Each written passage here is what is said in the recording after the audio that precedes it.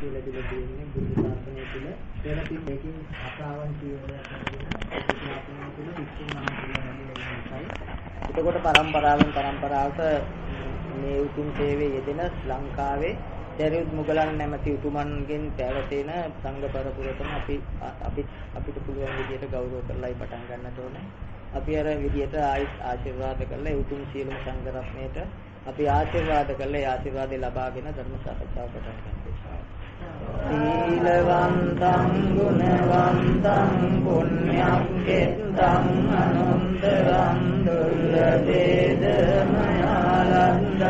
බුද්ධ පුත්තං නමාමං. සීලවන්තං ගුණවන්තං පුඤ්ඤක්ඛෙත්තං අනන්තරං දුල්ලදේදමයාලන්දං බුද්ධ පුත්තං නමාමං. සීලවන්තං ගුණවන්තං පුඤ්ඤක්ඛෙත්තං අනුත්තරං දුල්ලදේදමයාලන්දං බුද්ධ පුත්තං නමාමං. ඊළඟ කාටත් ධර්මය අහන්න දෙමිනි පෙර සංසාර තින් බලයෙන් මේ ධර්ම ශ්‍රවණයට සුදුසුකම හදාගෙන ආපු ඔබ සෑම දිනාටම බුදු සරණයි. අපි මේ වීරිය වඩන්නේ උත්සාහ කරන්නේ ඇත්තටම බුදුහාමුදුරු කිව් විදියට ජීවිතේ පවත්වලා ඒ සරියුත් මුගලන් ආදී උතුමන් වහන්සේ නිවිෂණ තීවදාල ඒ අපිට දැනට නොතේරුණාට ඒ උතුම් වූ නිවනටපත් වෙන්නයි අපි මේ කවුරුත් එක එක හැඩ වලින් මොන විදියෙන් උත්සාහ කරන්නේ ඒ විදිය කෙනෙක් වෙන්න. ඉතින් එතන තමයි ඇත්තටම නිවන නිදහස සැපේ තියෙන තැන. අපිට එහෙම එකක් පේන්නේ නැහැ. මොකද පේන්නේ නැත්තේ අපි අපේ සංකල්ප මත ජීවත් වෙන නිසා.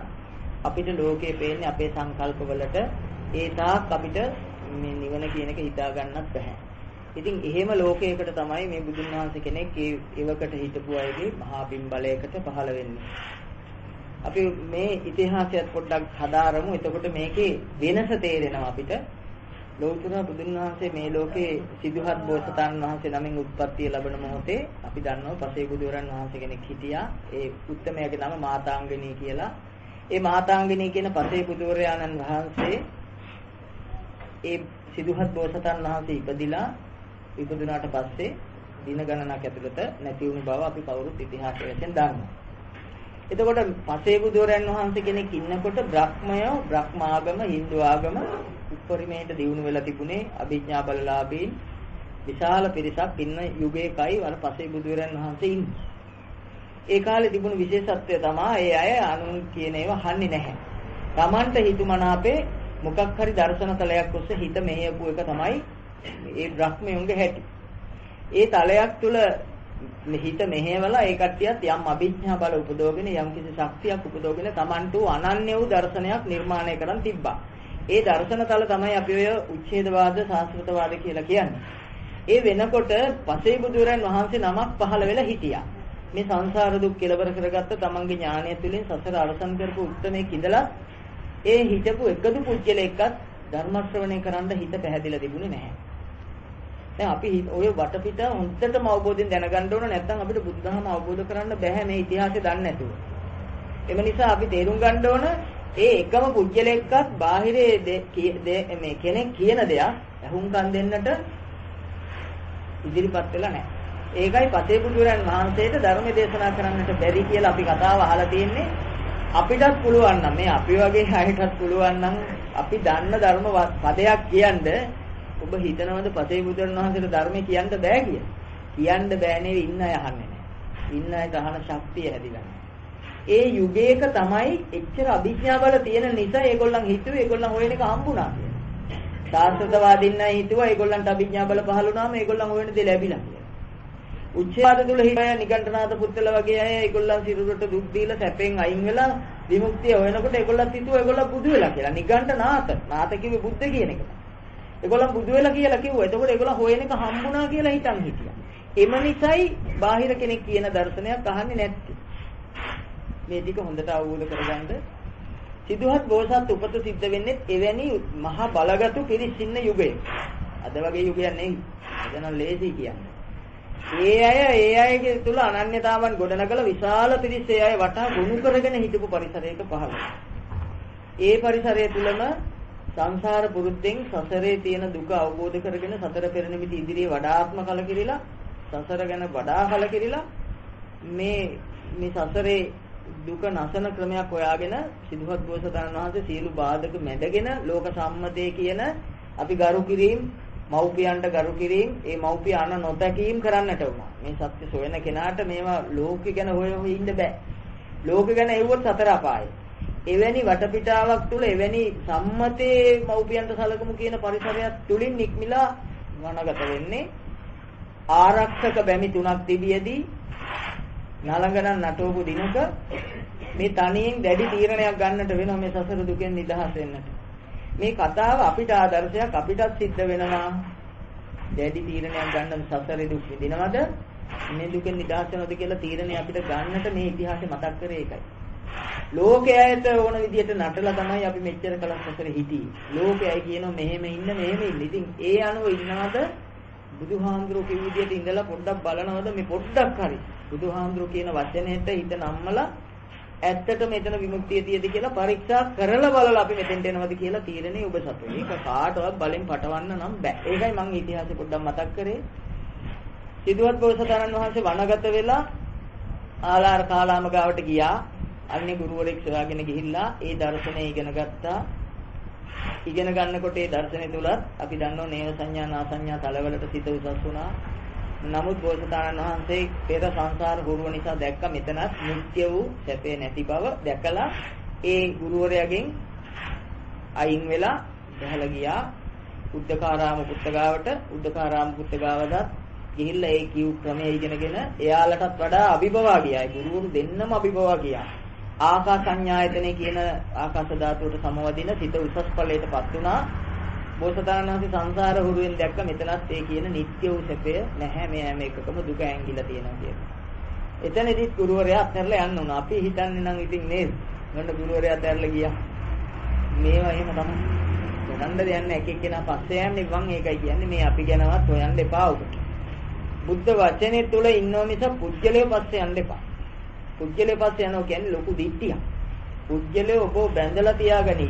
මම කියන්නේ අපි දිහා අපි ගැන හොයන්නත් එපා, අපි ගැන බලන්නත් එපා. සංසාරයේ දුකයි කියලා ඔප්පුනොත් ඔබට ඒක බේරෙන්න තියෙන එකම මඟ බුද්ධ වචනේ විතරයි. ඒක පසුපසයි අපි යන්නට ඕන. ඒකේ සරණයි අපි යන්නට ඕන. එතකොට බෝසතාණන් වහන්සේ එහෙම ගියාම පියරච්චිරුව පස්සක තවුසන් නෙවල තිබ්බා ආරක්ෂාවට. මතක ඇතිනේ නේද? මේ ඉතිහාසය දන්න ඒවා කියන්නේ.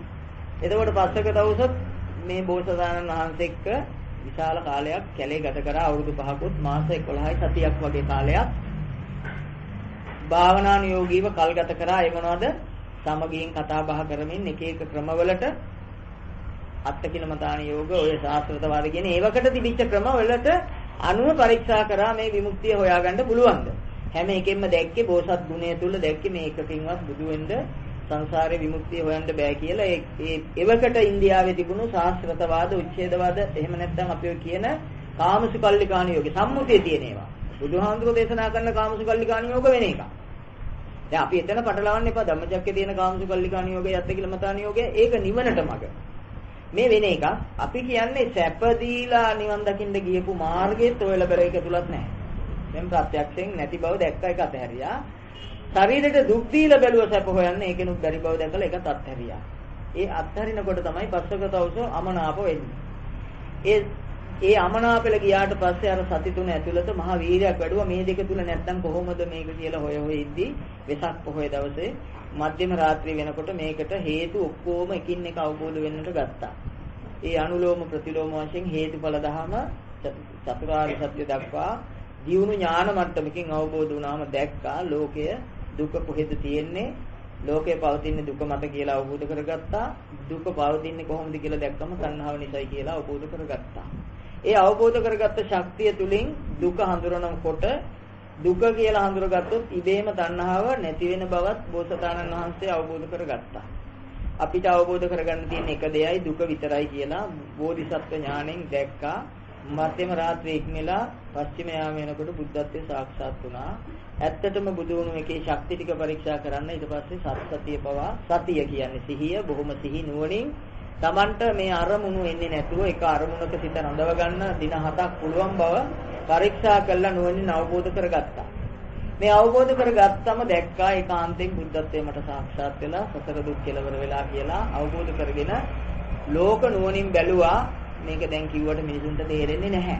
එදා බුදුහාමුදුරු දැක්ක එක හරි නේද එහෙම. දැන් මම මුලින් කිව්වා ඇයි කියලා. පතේ බුදුන් වහන්සේ නිකන් අපතේ ගියා. එදා සිදුහත් බෝසතාණන් වහන්සේටත් ඒගොල්ලන්ගේ දෘෂ්ටි වලින් කතා කරලා ඒ දෘෂ්ටි වලින් නම් නේව සංඥා නා සංඥා තලවලට එන්නේ ඉගැන්නුනේ. මේක කිව්වට ඒගොල්ලන්ට නොතේරෙන බව දැක්ක එකයි මේ තෘෂ්ණිම් බෝතුණා කියලා කියන්නේ. ඒවකට දැක්ක කිව්වට මේක තේරෙන්නේ නැත්තේ හේතුව තේරෙන බලය ඇදිලා නැහැ කියලා දකිනකොට සමම්පති බ්‍රහ්මයා ආරාධනා කර බව අපි දන්නව නේද? සමම්පති මහා බ්‍රහ්මයා කියන්නේ ඊට පෙර භවවල ඉඳලා මේ අනාගාමී ඵලවල ඉඳලා ධර්ම දේශනා කරමින් බ්‍රහ්ම ලෝකේ බබලවන උතුමෙක්. ඒ උත්තමයා මේ මිනිසුන්ගේ සිත් වෙනස් වෙන බව නුවණින් දැකලා බුදු වුණාට පස්සේ බාහිරේ බැලෙනවද? බැලෙන්නේ නැහැ. නොබැලෙන ශක්තියක් තිබ්බේ. එහෙම ආරාධනා කරාට පස්සේ ධර්මයේ දේශනා කරන්න තේරෙන අය ඉන්නවා කියලා කිව්වට පස්සේ තමයි බාහිරේ බලන්න උන්න බෝසතාණන් වහන්සේ ඥාණයෙන් බැලුවේ. බලනකොට පළමු ගුරුවරයා නැති වූ බවත් ඊට පස්සේ මේක තේරෙන ආසන්නම දෙනා පස්සක දවසන් කියලා දැක්කා. ඒ පස්සක දවසන් වහන්සේලා හොයාගෙන ආවා. මාසයක් විතර පාගමනින් ඇවිල්ලා නේද? ඇවිල්ලා මේ ඉතෙක් ලෝකේ කවුරුවත් දන්නේ නැති රහසක් මේ හෙලි කරනවා. මොනතරම් අභිඥා බල තිබුණත් මොනතරම් ශක්තිය උපදවල තිබුණත් ඒ කිසි කෙනෙක් නොදන්න රහසක් තමයි මේ බුදුරජාණන් වහන්සේ කියන්නේ. ඒකයි මේ පුබ්බේ අනනුස්සතේසු ධම්මේසු. අපිට අභිඥා බලයක් එහෙම ආවනම් අපි මොන වගේ වෙයිද? අපි හිරවටෙනවා නිවන් දැක්කා කියලා. අපිටත් පාවෙන ගතියක් දැනුණා නම් දෙවියෝ එහෙම ඇහැට පේන්න ගත්තා නම් ඇස්තියන් ඉද්දි පෙරේත ලෝක පේන්න ගත්තා නම් අපි හිතන්නේ මාත් නිවන් දැකලා මේ පේන්නේ ඒකයි. අපි අභිඥා බල ඉස්සරහා අහු වෙනවා. ඒකයි මේක හරි ගැඹුරු දර්ශනයක්. බුදු දහම කියන්නේ මොකකටවත් අහු වෙන්නේ නැතුව යන්න තියෙන දර්ශනයක්. අහු වුණොත් අහුණු තැන සසර පටන් ගන්නවා. යමකට අපිට භාවනා කරනකොට අපි මෙච්චර කලක් කරලා තියෙන්නේ භාවනාව කරන්න කිව් නිසා කරා. මොකටද කරන්නේ? ඒක කරාම ලැබෙන ඵලය මොකක්ද කියලා අනවබෝධයෙන් තමයි බොහෝ දෙනෙක් භාවනාව කරලා තියෙන්නේ. එම නිසා ඕනම කෙනෙකුට මේ භාවනා කරද්දී පාවෙන ගති, සැහැල්ලු ගති උදා වෙනවා. ඒවයිද හිතන්නේ පළවෙනි දවසේ භාවනා කරනකොට හැල්ලුව ආවොත් දෙවෙනි දවසේ අපි භාවනා කරන්නේ මොකක් හොයන්නද? අර හැල්ලුව හොයන්න. එතන ආව කාමය. කාමය ආපු නිසා ඒ හැල්ලුව අහුවෙන්නේ නැහැ ලේසියෙන්. ඒක ටිකක් දුර යනවා. මම මේ කියන දේ ඔබේ ජීවිතය අත්දැකීම ඇති. අපිටත් වෙච්ච කියන්නේ. හැල්ලුව ආවට පස්සේ අපි ඊළඟ දවසේ අර ධර්මය හරියට නොදන්නකම නිසා අවිද්‍යාව නිසා අපි හිතනවා අර හැල්ලුව තිබ්බනම් ෂෝක් කියලා. මොකද්ද දැන් හොයන්නේ? හැල්ලුව හොයන්නේ. ඔන්නෝමයි අපි සතර යන්නේ. එක්ක එලිකන ඔය සමහරු කියන්නේ ටියුබ් ගටින් යනවා වගේ දැනෙනවා. මේ එලි අස්සෙන් පාවෙල යනවා වගේ දැනෙනවා. එතකොට හිතන්නේ මේ නිවනටයි යන්නේ කියලා. නිවන කොහේ හරි තියෙන එකක් කියලා දැන් අපි හිතාගෙන ඊළඟ දවසේ භාවනා කරන්න යන්නේ අනවර ටියුබ් ගටින් යන එක හොයන. කියලා ඔය විදිහට එක එක Tamanට ආවේනික ක්‍රමවලට භාවනා කරලා අපි ඇත්තටම කියන්නේ උන්මත්තක වෙලයි. අපි මේ මාර්ගයෙන් පිට ගිහිල්ලා ඒක ශක්තිමත් වෙලා ඉන්නේ යුගයකයි. බෝධිසත්වයන් වහන්සේ බුදු වෙලා ධර්ම දේශනා කරන්නේ පස්සක තවසන්. අපිත් ඒ වගේ අය තමයි. මොකද අපිට තාම බැරි උනේ බුද්ධ වචන ජීවිතයට ගලප ගන්න. බුද්ධ වචන ජීවිතයට ගලප ගත්තා නම් ඔය එකකටවත් අපි අහු වෙන්නේ නැහැ. මාර්ගය යනකොට අපි මෙහි ඉඳලා කොළඹ යනකොට ලොකු නගරයක් දැක්කොත් අපි බහිනවද? කොළඹ යනකේ. ඔය හික්කඩුව ලොකු නගරයක් කියලා දැක්කට බහිනවද? බහින්නේ නැත්තේ මොකද? අවංකව ඒ ගමන යන නිසා. අවංක නැතුව යන අය නම් බහැලා ආයි මග හැරිලා එනවා මාතට. එහෙම කෙනෙක් වෙන්නේ කොහොම කියන්නේ? ඒ වගේ අතරමඟ ගිහිල්ලා වැටිලා ආයි සසරට වැටෙන කෙනෙක් වෙන්න එපා. බොහොම අවබෝධයෙන් අද මේ ධර්මය අහන්න උත්සාහ කරන්න මට හැකි ප්‍රමණින් කියන්නම්. පස්සක තවුසන් වහන්සේලා කැලේම හිටපු වනවාසීව බොහෝම අනුන් ගැන නොසොය ලෞකිකව ලෝකේ සියල්ල අතහැරලා හිටියා. අපි හිතන් ඉන්නේ ලෞකික දේවල් තියෙන එක ප්‍රශ්නයක් කියලානේ. නේද? ඒක නිසා අපිට මේ නිවන් දකින්න බෑ. එහෙම හිතාගෙන ඉන්නේ. ඔව්. කමක් නැහැ. එහෙනම් මේ අතහැරියම පුළුවන්. අතහැරියම පුළුවන් නම් ওই වර කට්ටියක් නිවන් දැකලා. ඉතින් බුදුහාමුදුර කෙනෙක් ඕනේ නැහැ නේ පස්සක තවුසන්. ඔක්කොම අතහැරලා කැලේ කොච්චර කලක්. අවුරුදු 30ක් විතර නම් තියෙන දවසේ පිටලන්නේ. දැන් හිතන්න පොඩ්ඩක් අපේ මම කිව්වේ ඔබට බුද්ධියට මේ කතා කරේ නිකන් වහල් වෙලා ධර්මය අහන්න එපා. මං කිව්පලියට අහන්න එපා. හොඳට බුද්ධිමත්ව විමසන්න. එදා ඒ සියල්ල ලෝකේ අතහැරලා හිටපු පස් දෙනෙක්. ඒ පස් දෙනා අත්හැරියට නිවන් දැකලා නැහැ. දැන් තේරුම් ගන්න ඕන ඕක විග්‍රහයෙන් ඕන. මේ ලෝකයේ අත්හැරී ඵලියට නිවන් දකින්න බැ නිගණ්ඨන අදපුත්තත් එහෙනම් නිවන් දැකලා. කැලේ හිටපු අනගතවනේ අපි දන්න උරුවෙල් කාශ්‍යපල, නදී කාශ්‍යපල, ගයා කාශ්‍යපල 1000ක් දෙනත් ඔක්කොම අතහැරලා කැලෑවල හිටියේ. ඒගොල්ලන් නිවන් දැකලා එහෙනම් බුදුන් වහන්සේ කෙනෙක් වැඩක් නැහැ. අපි වැරද්දගත්ත දැන්. අත්හරින්න ඕන තැනක් තියෙනවා, අත්හරින්න ඕන දෙයක් තියෙනවා. අපි ඒ දේ අතහරින්නේ නැතුව ඒ දේ බාහිරින් භෞතිකව අතහැරලා තියෙන්නේ මේ. ඒක නෙමෙයි බුද්ධ දේශනාව. ඒක නිසා බොහොම අවබෝධයෙන් අහගන්න මේ ටික කරන්න ඕන දේ හරියට තේරුම් ගත්තොත් අපි බුද්ධ චරිත කතා කීපයක් මම කියනවා මේ ටික ඔප්පු කරගන්න ඕන නිසා මට කතාව ලේසියට ඔප්පු කරන්න. උග්ගසේන කියලා කෙනෙක් ගැන අපි දන්නවා බොහොම වටිනා ගාම්භීර චරිතයක්. බුදු සසුනේ අහුවෙන චරිත කතා අතර මම බොහොම ආස කරන චරිතයක්. හේතුව අපිට පුදුම ආදර්ශයක් දෙන ඒ උත්තමයා කරණංගහන ශිල්පියෙක්. සිටුවරයෙක් මේ ෂැඩෝල් කුලයකින් විවාහයක් කරගත්ත නිසා එහෙම නැත්නම් මේ අර නර්තන කණ්ඩායම අපි කියන්නේ ඔය අහිකුන්ටික කණ්ඩායම් කියලා එයින් ඒකේ විවාහයක් කරගත්ත නිසා ඒගොල්ලන්ගේ රැහේ නීතියට අනුව ඒගොල්ලන් එක නැටුම් නටමින් ඉන්නට වුණා. මෙයාගේ සංසාර පුරුද්දේ මහ විශාල දක්ෂයෙක්. නැටුම් ශිල්පයට අතිශය දක්ෂයෙක්. ඒ නැටුම් ශිල්පියා බුදුහාමුදුරුවෝ හමුවට ආම බුදුහාමුදුරුවෝ දේශනා කළ සතර පද ගාථා අවබෝධ කරගෙන නැටුම් නැවැත්තුවේ නැහැ. කරණම් ගහන එක නැවැත්තුවේ නැහැ. තැනක අත්පොළසන් නගද්දි කරණම ගහන්නේ අර බුදුහාමුදුරුවෝ කිව්ව එකට අනුව සිත දකිමින්. එහෙම දකිමින් ඉද්දි මෙයාට සත්‍ය ඥානය ස්ථීරම වුණා, මේක ප්‍රත්‍යක්ෂම වුණා. බුදුහාමුදුරුවෝ කියන එක සම්පූර්ණ ඇත්ත කියලාම අවබෝධ වුණා. එයා එතෙක් ආපු රටාවෙන් මිදුණා. ඒකට කිව්වා අරිහත් වුණා. එනම් මොකුත් නෙමෙයි ඥානයක් ඒක. එයා ඒ ඥානය ස්ථිර වෙන්නේ කරණමක් උඩ ගහද්දි. අටුවාවේ සඳහන් වෙනවා උඩ කරණම ගහලා පාදයේ තියන්නේ අරිහත් වෙලාමයි කියලා.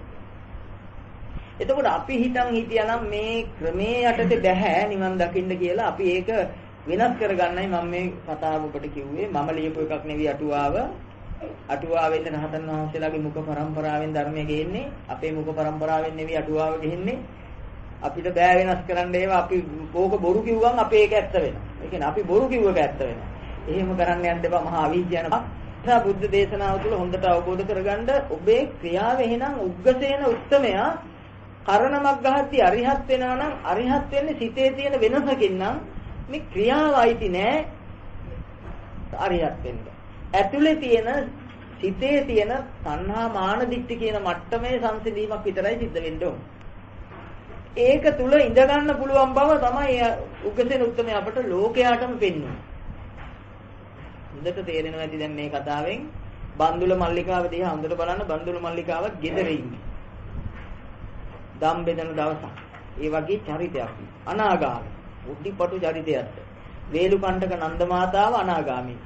සිටු දියණියෝ ගෙවල් වල හිටපු අය. නේද? සුද්ධෝදන මහ රජතුමා අනාගාමී රට පාලනය කරනවා. අරිහත් වෙන්නේ රාජ්‍ය ඇඳුමින් රහත් වෙන්නේ. මේ කතා මදිද අපිට මේ තේරුම් ගන්න. අපි තුල තියෙන්නේ මේ වෙන විකෘති මතයක් ඔළුවට දාගෙන. මම කියන්නේ මම කියන එක නිවැරදි කියලා. මම එතනක් නැහැ. ඔබට බුද්ධිය තියෙනවා මේක තේරුම් ගන්න. මේ අපේ ඥාන දර්ශනයක් සැකසීම තුල මෙතෙක් පැවතුණු රටාව අනිත් පැත්තට කරකැවීම මම මේ නිවන කියන්නේ. දැන් අපි යන්නේ අපේ රටාවට. මතක තියාගන්න පස්සක දවසන්ටත් කියන පණිවිඩෙන් කියන්නේ ධම්මචක්කපවතුන් සූත්‍රයේ පස්සක දවසන්ට දේශනා කර සූත්‍රයේ තුල තියෙන්නේ අපිට කරන්න ඕන දේ.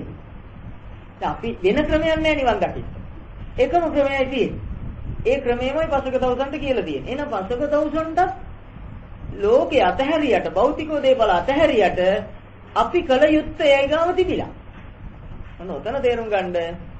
හොඳට බුද්ධිමත් වෙලා බොහොම සංවරව මේක තේරුම් ගන්න.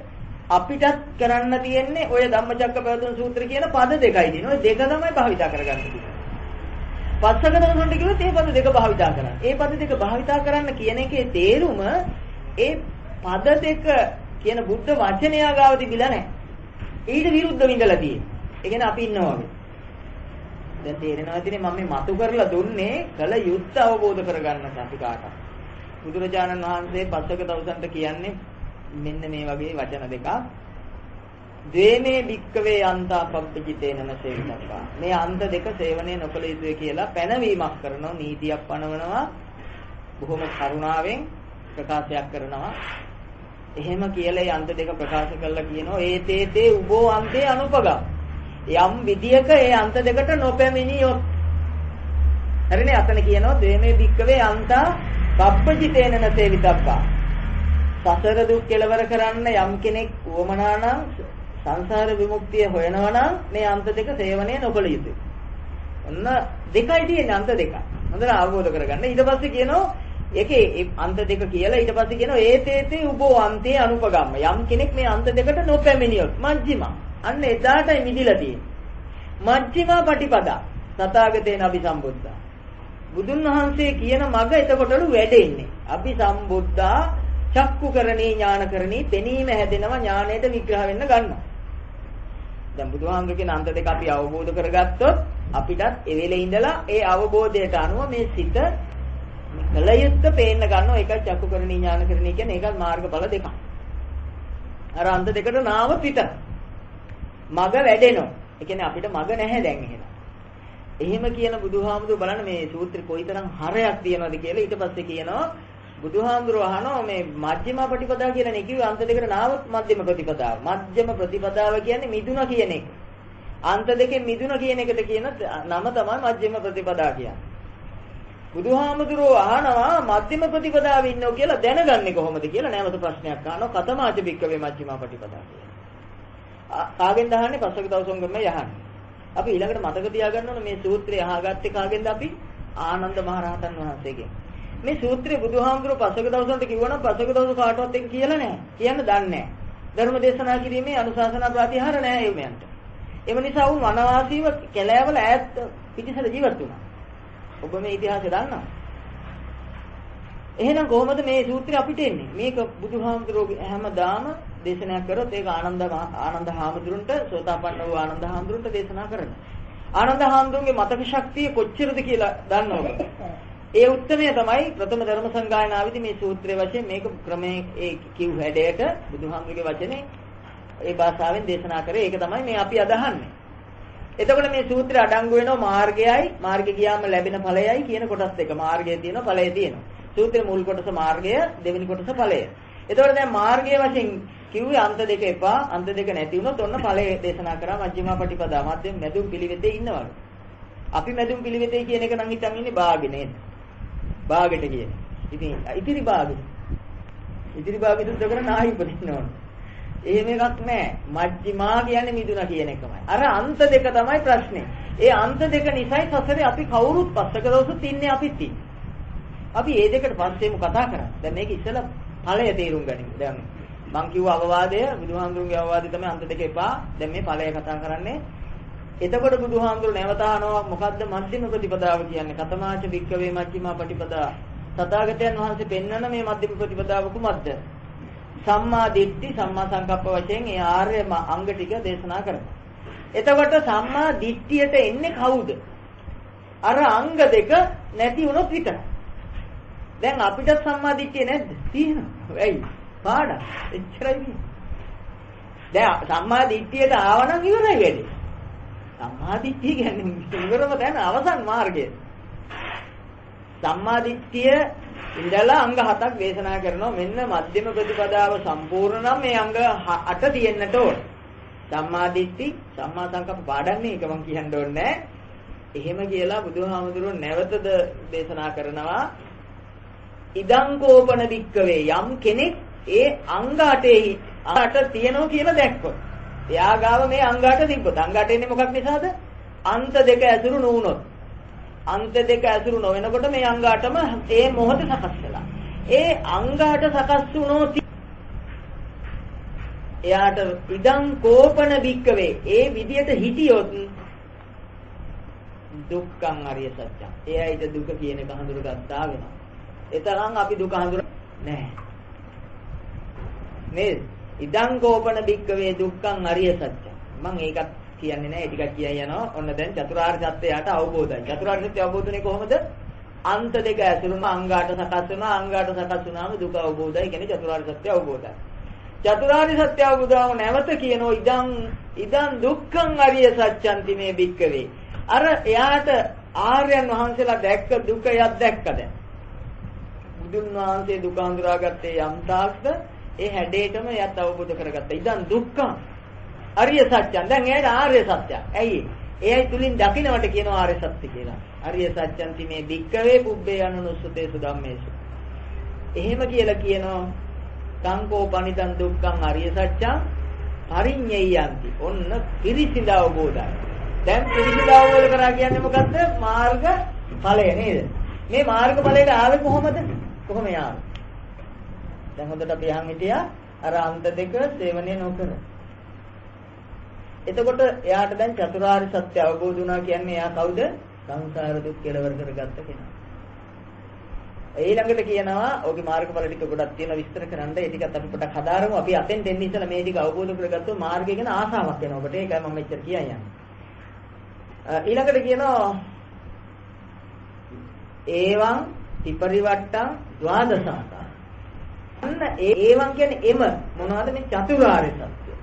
තුන් ආකාරයකට යාර සත්‍ය වෙනවා. මොකද මේ තුන් ආකාරයෙන් සත්‍ය වශයෙන් දකින් අහන මොහොතේ අවබෝධ වෙනවා. තමන් තුලින් දකිද්දි තමන් භාවිතයෙන් අවබෝධ වෙනවා. භාවිතා කරාම චතුරාර්ය සත්‍ය ජීවිතේ වෙලා. හරිනේ එන්න ඒකට කියනවා මේ පරිඤ්ඤය කියලා. ඒවන් ත්‍රිපරිවට්ටං මොන තුන් ආකාරය. දැන් බුදුහාම මේ අපෙන් ධර්මය අහනකොට ඉස්සෙල්ලා සුණාත මට්ටම. සුණාත කියන්නේ අහගන්න මට්ටමින් චතුරාර්ය සත්‍ය නිකන් බැලුව ගමන් ඇත්තනේ. හරි. ඒක සුණාත. ධාරේත. අපි තුලින් දර්ශනය කරනකොටත් අපි තුලින් ගවේෂණය කරනකොටත් ඇත්ත. එතකොටත් ඇත්ත. දැන් ඒ තාම අපිට පුරුදු නෑ. ඒකයි සුණාත ධාරේත. ඒක ස්ථිර වුණොත් භාවිතා කරන්න අපිට හුරුව වැඩි වෙනවා. ඵල පුරුද්ද වැඩි වෙනවා. අපේ වචන වලින් කිව්වොත් අත්දැකීම් වැඩි වෙලා ජීවිතේ වෙනවා චතුරාර්ය සත්‍ය. අන්න ඒකට කියනවා චරාත ධම්ම. දැන් ඔන්න තුන් ආකාරය. ඔය තුන් ආකාරය අපි දන්නවා දැන් අපිට තුන් ආකාරය අවබෝධයි. හැබැයි ඒ වුණාට දන්නවා තාම අනුශය වශයෙන් රාග අනුශය, කාම රාග අනුශය, පටිඝ අනුශය කියලා අනුශය ධර්ම හතක් අපි තුල තියෙන බව සුළු වශයෙන් කෙලස් වැඩෙන බව දකින්න. එම නිසා න සුවිසුද්ධං අහෝසි. සුද්ධ නැති බවත් එයාට පේනවා. මොකද හේතුව අපි මෙහෙම සිල්ලරන් හිටියට පාරේ සද්දයක් ඇහුනොත් තාම බැලෙනවා. ඒක අනුශය ධර්මතාවක් නේද? සද්ද කිව්වේ නැහැනේ අපිට බලන්න. ඒ වුණාට බලන්න උවමනාව මෙතන හැදිලා කාම රාගය හැදිලා ඒකත් එක්ක බැඳීම ව්‍යාපාදය හැදිලා අපි දන්නේ බැඳිලා ඉවරයි. එම නිසා එයා දන්නවා තාම මගේ සංසිඳුනේ නැහැ. එම නිසා න සුවිසුද්ධං අවෝසි කියලා ත්‍රිපරිවට්ටේ මුල් කොටස එයාට අවබෝධ වෙනවා. ඊළඟට එයයි දන්නවා සුද්ධ වෙලා ඉවර වෙන දවස. සද්දය ඇහුනම එයාට සද්දය ඇහුන විතරයි සුතේ සුත මත්තන්නා. දකින්න දේ ගැන කිසිම අදහසක් නීපදුනා නම් ඒක දැක්ක විතරයි දිට්ඨ මත්තන්. යමක් මතක් වුණා විතර නම් විඤ්ඤාත්තේ විඤ්ඤාත්තන් නම් ඔය විදියට එයාට යම් දවසක දැනෙනවා අහන දේ ඇසීමක් විතරයි හැඟීම් මෙහි උපදින්නේ නැහැ. අර සද්ද ඇහුණ විතරයි නම් අපිට අරමුණක් ආවොත් බලන්නේ. අරමුණ එක්ක බැඳුනොත් මේ තණ්හාව තිබුණොත් නේ තණ්හා අනුශය තිබ්බොත් නේ බැඳිලා බලන්නේ. දැන් නැත්තම් එයයි දන්නවා ඒක සත්‍යයක් කියලා. අන්න ඒකට කියනවා සුතේ සුතමත්තන්. අන්න ඒ මට්ටමට හැදුනමත් එයයි දන්නවා දැන් මට සංකාර නිරෝධ වෙලා කියලා. ඒ කියන්නේ ඒක පිළිබඳ ඇලීම ගැටීම මුලාව සංසිඳිලා කියලා එයයි දන්නවා. ඒකට කියනවා සුවිසුද්ධං අහෝසි. අන්න එදාට දන්නවා එයා අර තුන් ආකාරයෙන් අවබෝධ කරගත්ත සත්‍ය ස්ථීර වෙලා නිෂ්ඨාවටපත් වෙලා ගමන ඉවර වෙලා කියලා දන්නවා. ඒ දන්න බව දැනගන්න පුළුවන් කියලා තමයි මේ කියන්නේ. ඒවං ත්‍රිපරිවට්ටං ද්වාදසාකාරං යතහ භූත ඥාන දර්ශනං සුවිසුද්ධං අහෝසි. දැන් එයාට සුද්ධ වෙන්නේ මොකක්ද? කෙලෙස් අහෝසි වෙන්නේ මොකක්ද? සසර ගමන. කෙලෙස් අහෝසි වෙනවා, සසර ගමන ඉවර වෙනවා. සුවිසුද්ධං සුද්ධ වෙන්නේ කෙලෙස්, අහෝසි වෙන්නේ සසර ගමන. මේ දෙකම එයා දන්නවා. සසර ගමනත් ඉවරයි, කෙලෙසුත් ඉවරයි. එයාට දැනගන්න පුළුවන් අනුන්ගෙන් අහන්න ඕන නැහැ. අනුන් කොහොමද බලන්නේ? පුළුවන්ද බලන්න? ඒක ඕබුදු කියන්නේ. බුදුරජාණන් වහන්සේට නම් ඒ සුවිශේෂ ඥානය තියෙනවා.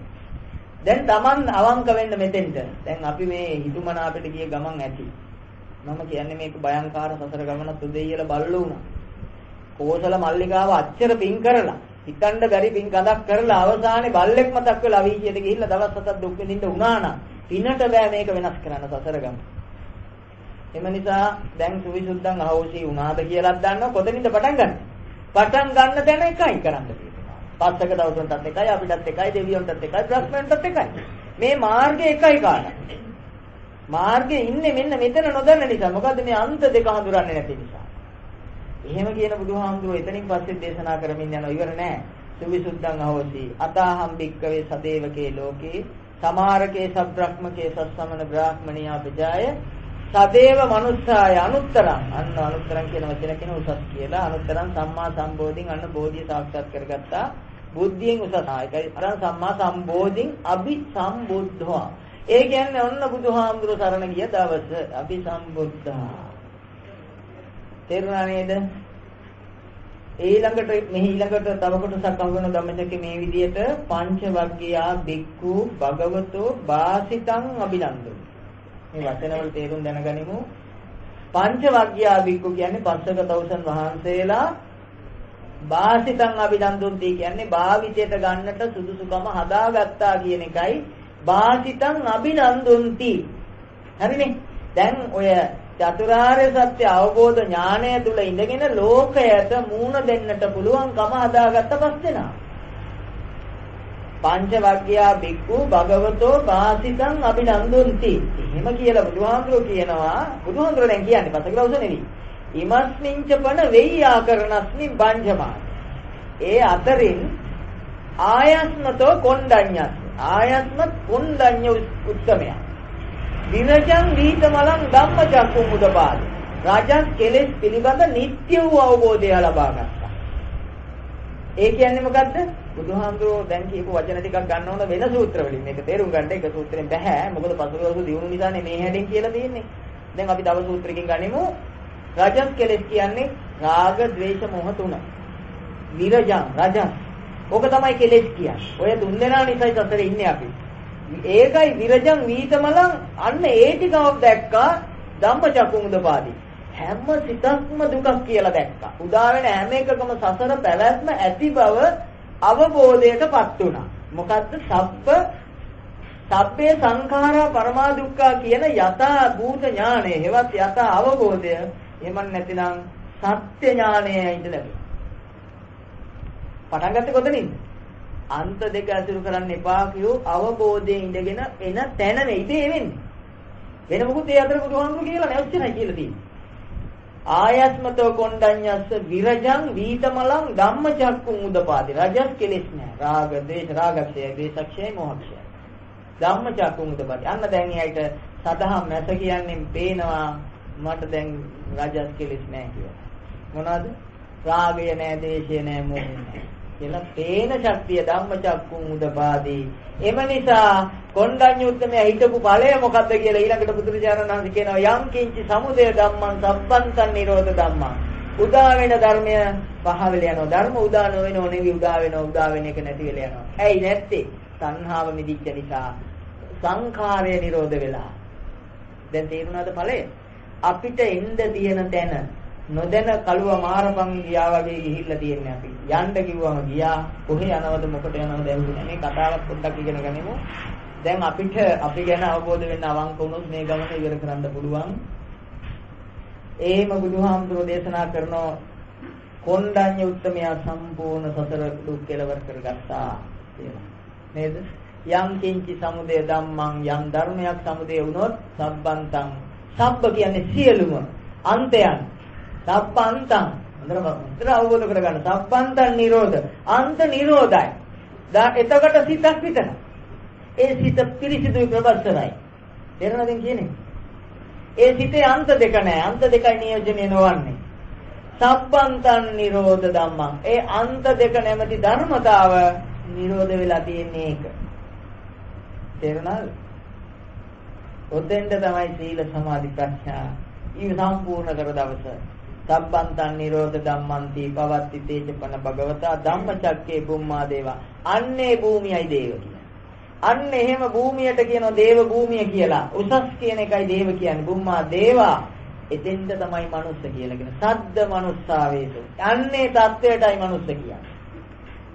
කමක් නැහැ අපිත් මනුස්ස කියාගනිමු. ඒක ප්‍රශ්නයක් නෑ. හැබැයි දන්නවා අපි එහෙමයි නෙවෙයි කියලා තාම. සබ්බන්තං නිරෝධ ධම්ම. එතකොට අපි ඉන්න තැනක් ගැන නෙවෙයි මේ.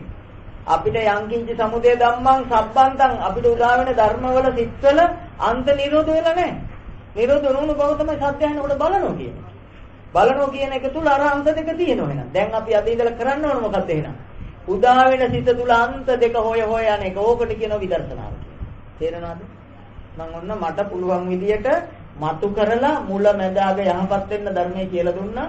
දැන් අපි ඉගෙන ගන්නට ඕන මේ අන්ත දෙක ජීවිතේට උපමා සහිතව මහා දීර්ඝ විස්තරයක් නෙවෙයි කෙටියෙන් හරි අවබෝධ වෙන්න පුළුවන් දවස වෙනකම් මේක කතා කරන්නට ඕන.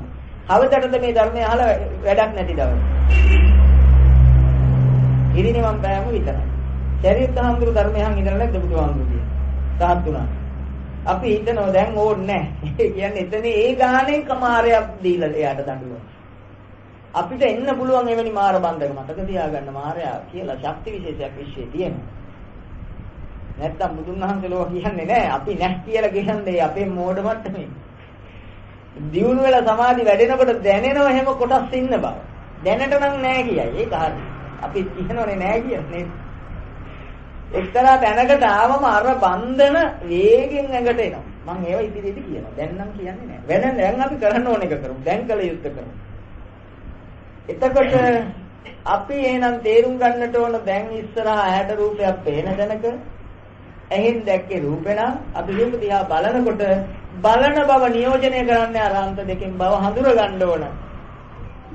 දැන් බුදුහාමුදුරුවෝ අවවාදයේ වශයෙන් දෙන්නේ රූප බලන් දෙපා කියලා තියෙනවද කොහෙවත්?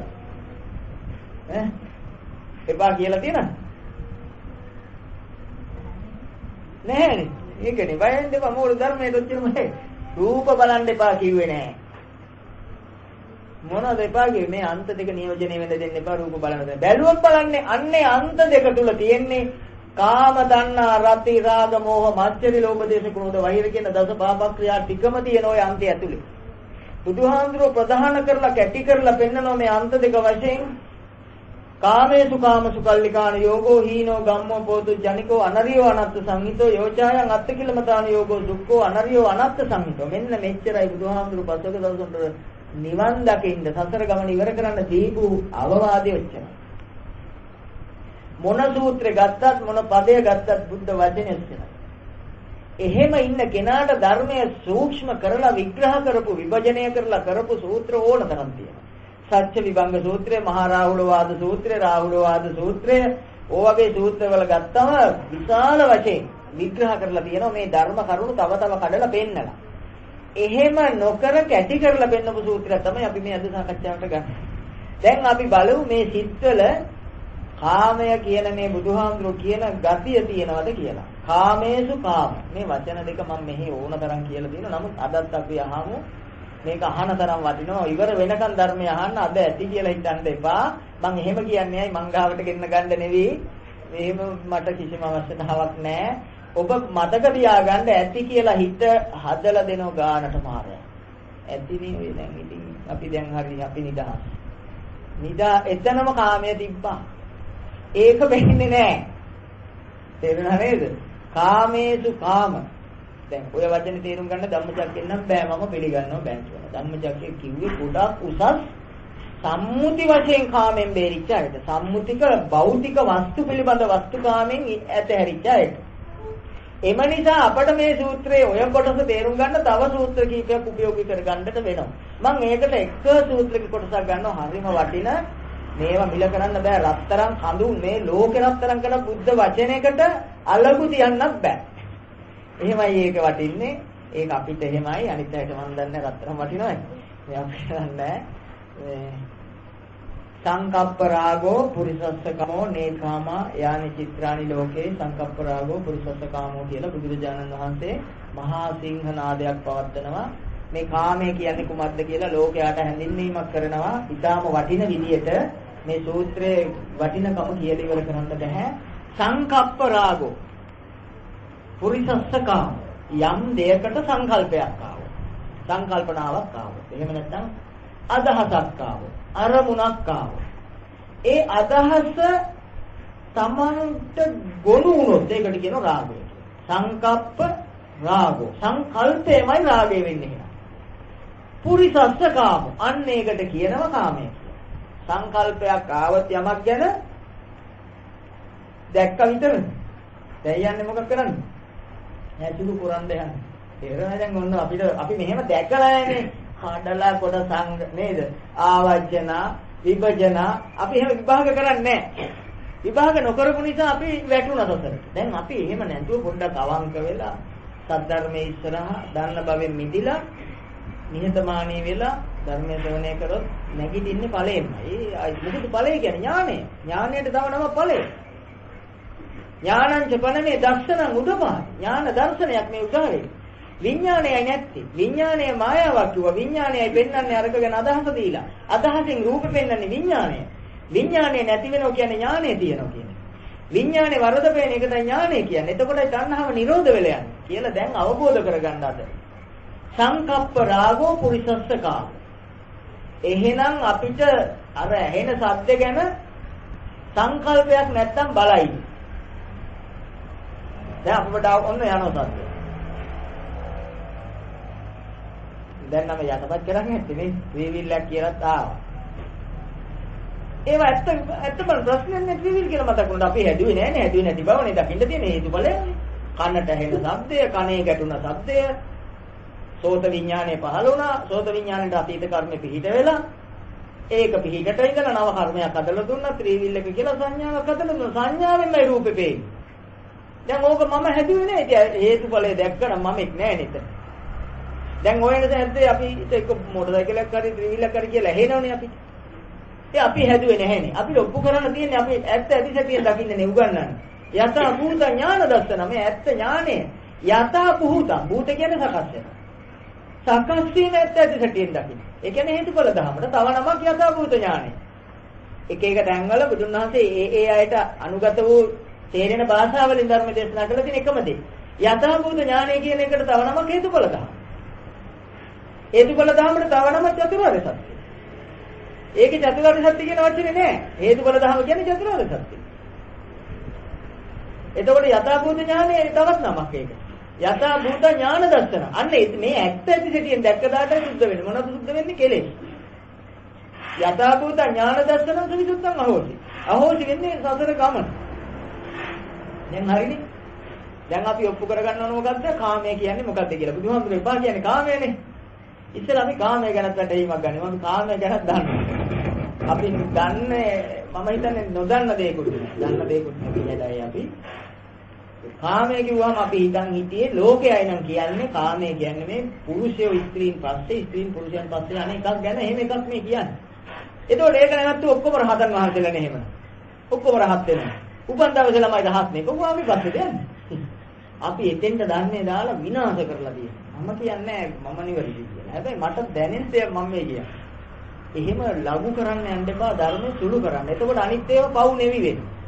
ඇයි ඒකෙන්නේ මිදින්න කියන්නේ? හරි? හොඳට තේරුම් ගන්න සංකප්ප රාගෝ පුරිසස්ස කාමෝ යම් දෙයක් ගැන සංකල්පනාවක් ආවා. කල්පනාවක් කියන්නේ මොන දැන් සංකල්පනා. කල්පනා කරනවා කියන්නේ මොකද්ද? හිත ඒක ඇසුරු කරන්න ගත්තොත් මනෝ සංකාරය නම සංකේ. මම ඉතින් මට පුළුවන් විදිහට සරල කරනවා තමන් මේ දැලෙන් පෙරලා බොනවද විසිකම් බොනවද කියලා තීරණය කරගන්න. සංකප්ප රාගෝ පුරිසස්ස කාමෝ. එතකොට සංකල්පනා. කල්පනා කියන්නේ මනෝ සංකාර. මනසින් ඇසුරු කරන. අන්න ඒවටයි කියන්නේ කාම කියන්නේ. තේරෙනව නේද? සද්දේ ඇහුන තැන නම් දිත්තේ දිත්ත මත්තම්. ඉන් එහා ඔක්කොම කාමනේ. දැන් අපි බුද්ධිමත් නැත්නම් ගලහමු. බුදුහාමුදුරුවෝ එපා කියයිද? කාමේ නැත්තම් ඇහුන විතරයි.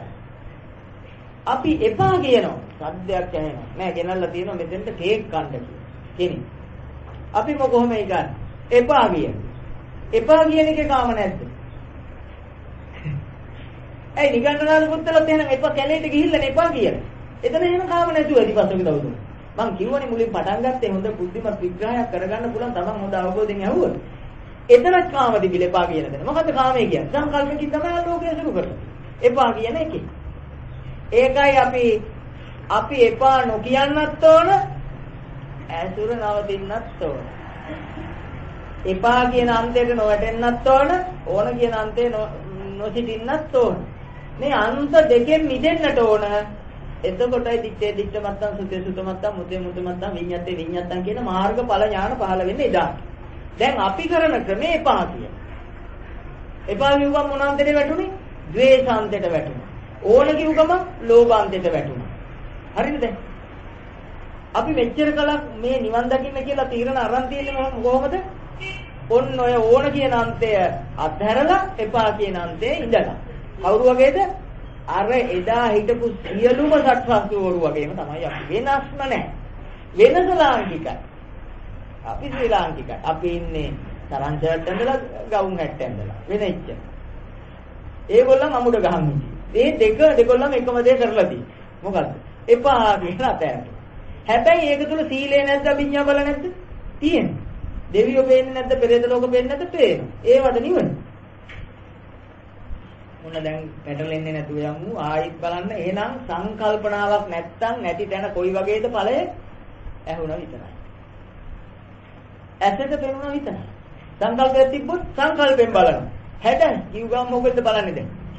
හැඩයි කියන සංකල්පෙන් බලනවා. අන්න එතෙන්ට කියනවා කාමයේ කියලා. සංකප්ප රාගෝ අන්න රාගය කියන හැඟීමෙන්ම බලන්නේ. සංකප්ප රාගෝ පුරිසස්ස කාම. කොයිතරම් ගම්බුරු කොයිතරම් ගාම්භීර දහමක්ද? අපි හිතුවා අපි බුදුහාමුදුර සරණ ගියා කියලා. කොහොම ගිහින් තියෙන්නේ අපි? කට්ටියක් යනවා කොහොමද? යමි කියලා. කොළඹ බස් එක බස් නැවතුම් පොලේ තියෙද්දි එතෙන්ද වෙලා මම කොළඹ යමි කියලා වාඩි වෙලා ඉන්නවා එතන පුටුයි. ඒකත් යෑමක්ද? හැබැයි එයිද යෑමක් වෙන්නේ නැති අපි ඉස්සුනේ ඇයි පිස්සු වැඩිලා කියලා. අපි කවුරු වගේද? අපිට එහෙම කිව්ව නෙමෙයි. අපි ඉතින් යමි හැමදාම බුද්ධං සරණං කියලා මදි වුණාම ဒုတိ යම් පිච්චේ. දේවතරන් කියන. තති යම්පි. ඕම හරියක් කියලා කියන. බැලුවාම ගිහිල්ලා නැහැ. ගිහිල්ලා තියෙන අනිත් පැත්ත. බුදුහාමුදුරුවෝ නොකියපු පැත්තට ගිහිල්ලා. මේක ඉවරයක් නැහැ මේ ගමන. අච්චර පින් කර මේ දැන් අවබෝධ වුණා. දැන් ඕන 550 යන්න.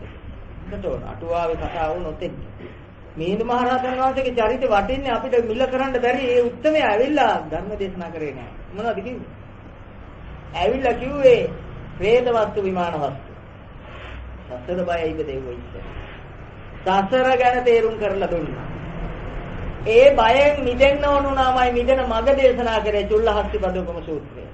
ආපු ගමන් කැලේ රජුන්ට අඬ ගහලා කිව්වේ නෑ නෝ චුල්ලහස්තිපදෝපම කියන්නේ. එහේ අපේ ක්‍රමය.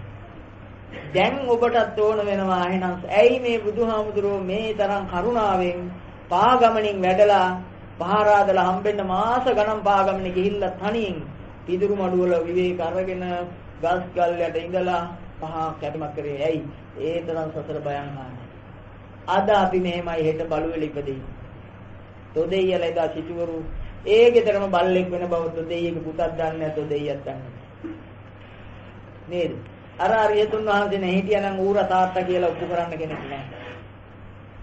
කෝසල මල්ලිකාව අවීචි ගියා කියන්න මහා කරුණාවන්ත බුදුන් වහන්සේ හිටියේ නැත්තම් කෙනෙක් නැහැ.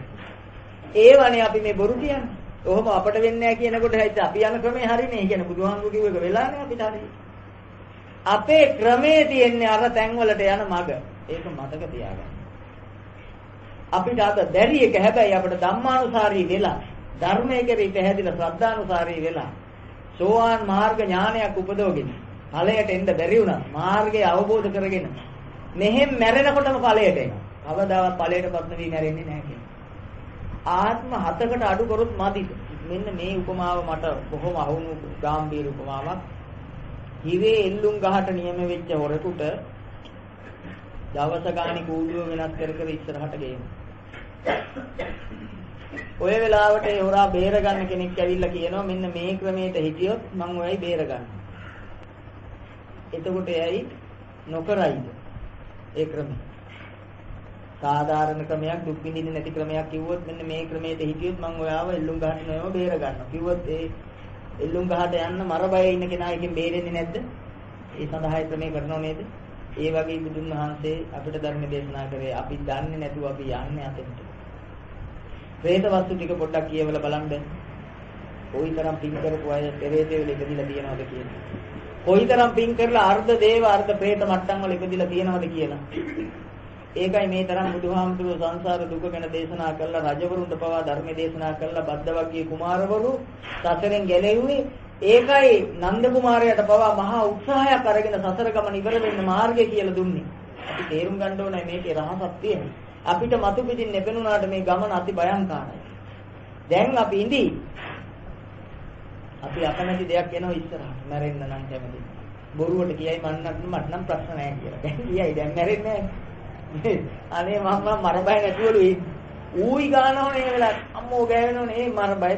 මර බය එන ක්‍රම. ඒ ගන්නට වැඩි ගෑ ගන්න බැරුව ඇතියි ඒක. තණ්හාව තියෙන ජීවත් වෙන්න ආසාව. ආසාව ආපු ගමන් ජීවිතේට ආතුනොත් බාලපඬිත සූත්‍රය කියන ශරීරය තුල පණුවෙක් වෙලම උපදින්න ඉඩ තියෙනවා. එන්නේ ආහට නම් යන්නේ. එම නිසා තණ්හාව ඒවන් තණ්හා අනුසේ අනුහති නිබ්බන්ති දුක්ඛ මිදම් පුනප්පුන යම් විදියක තණ්හාව පොඩ්ඩක් හරි තිබ්බොත් සතරේ තණ්හාව තියන්නේ ඇයි දුක හඳුරන්නේ නැති නිසා තණ්හාව තියෙනවා. චතුරාර්ය සත්‍ය නොදන්නකොට තණ්හාව පවතිනවා. දුක හඳුනනකොට තණ්හාව නැති වෙලා යනවා, නිරුද්ධ වෙලා යනවා, ඡය වෙලා යනවා. චතුරාර්ය සත්‍ය අවබෝධ වෙන්නේ කවදාද? අන්ත දෙක හඳුරගත්ත දාට. එහෙනම් චතුරාර්ය සත්‍ය අවබෝධ වෙලා කියලා අපි මෙච්චර කල් කියලා තියෙන්නේ බොරු. එකගතාවකට එන්න වෙනවා. මම නෙවෙයි කියන්නේ බුදුන් වහන්සේගේ ධර්මයේ සූත්‍ර පිළිවෙලට හදාරනකොට පේනවා චතුරාර්ය සත්‍ය අවබෝධ වෙන්නේ අන්ත දෙක තමන්ගේ සිතෙන් දැක්ක දාට. මේ කාමයේම හඳුරන්න. කාමේසු විනය්‍ය ගේදන් අහිජා දුක්ඛප්පසෙයන් කරණීය මෙත්ත සූත්‍රය. ධම්මචක්කපවත්තන සූත්‍රේ කාමේසු කාමසු කල්ලිකාණ යෝගේ වරද පෙන්නන තැන. දසපාප ක්‍රියාවල මූල කාමය. නීවරණ ධර්ම වල කාමය බලන්න බුදුන් වහන්සේ පහර දෙන්නෙම කාමයටම.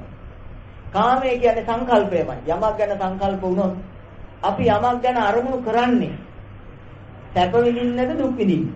සැප විඳින්න. මේ ලෝකෙ කිසිම කෙනෙක් ඉපදුණු දවසේ ඉඳලා දුකටපත් වෙන වැඩ කරලා නැහැ. හැම කෙනාම උත්සාහ කරේ සැප ලං කරන්න දුක පළවා හරින්න. මම ඔප්පු කරනවා ඔබට දැන් ඒක. ඒකත් තේරුම් ගත්තම මේ වචනේ හොඳට අවබෝධ වෙයි. පාරේ යනවා හතුරේ. මේ හතුර පේනකොට අපිට දුකයි නේද හතුර පේන්නේ. අපි හිතමු ධර්මයේ දන්නේ නැති කෙනෙක් කියලා. නිකකට උපමා කරගන්න ටිකකට. අපිට හතුර පේන එක දුකයි. අපි මොකද්ද කරන්නේ? හතුර පේන එක දුක නම් අපි මෙච්චර කල් කරලා තියෙන්නේ. ඊට කුණල වෙන හරියා. එක්ක හතුර මල්ලා ගන්න. හතුර පේන එක දුක නම් හතුර නැමැති දුකෙන් නිදහස් වෙලා තියෙනවා අපි කවුරු?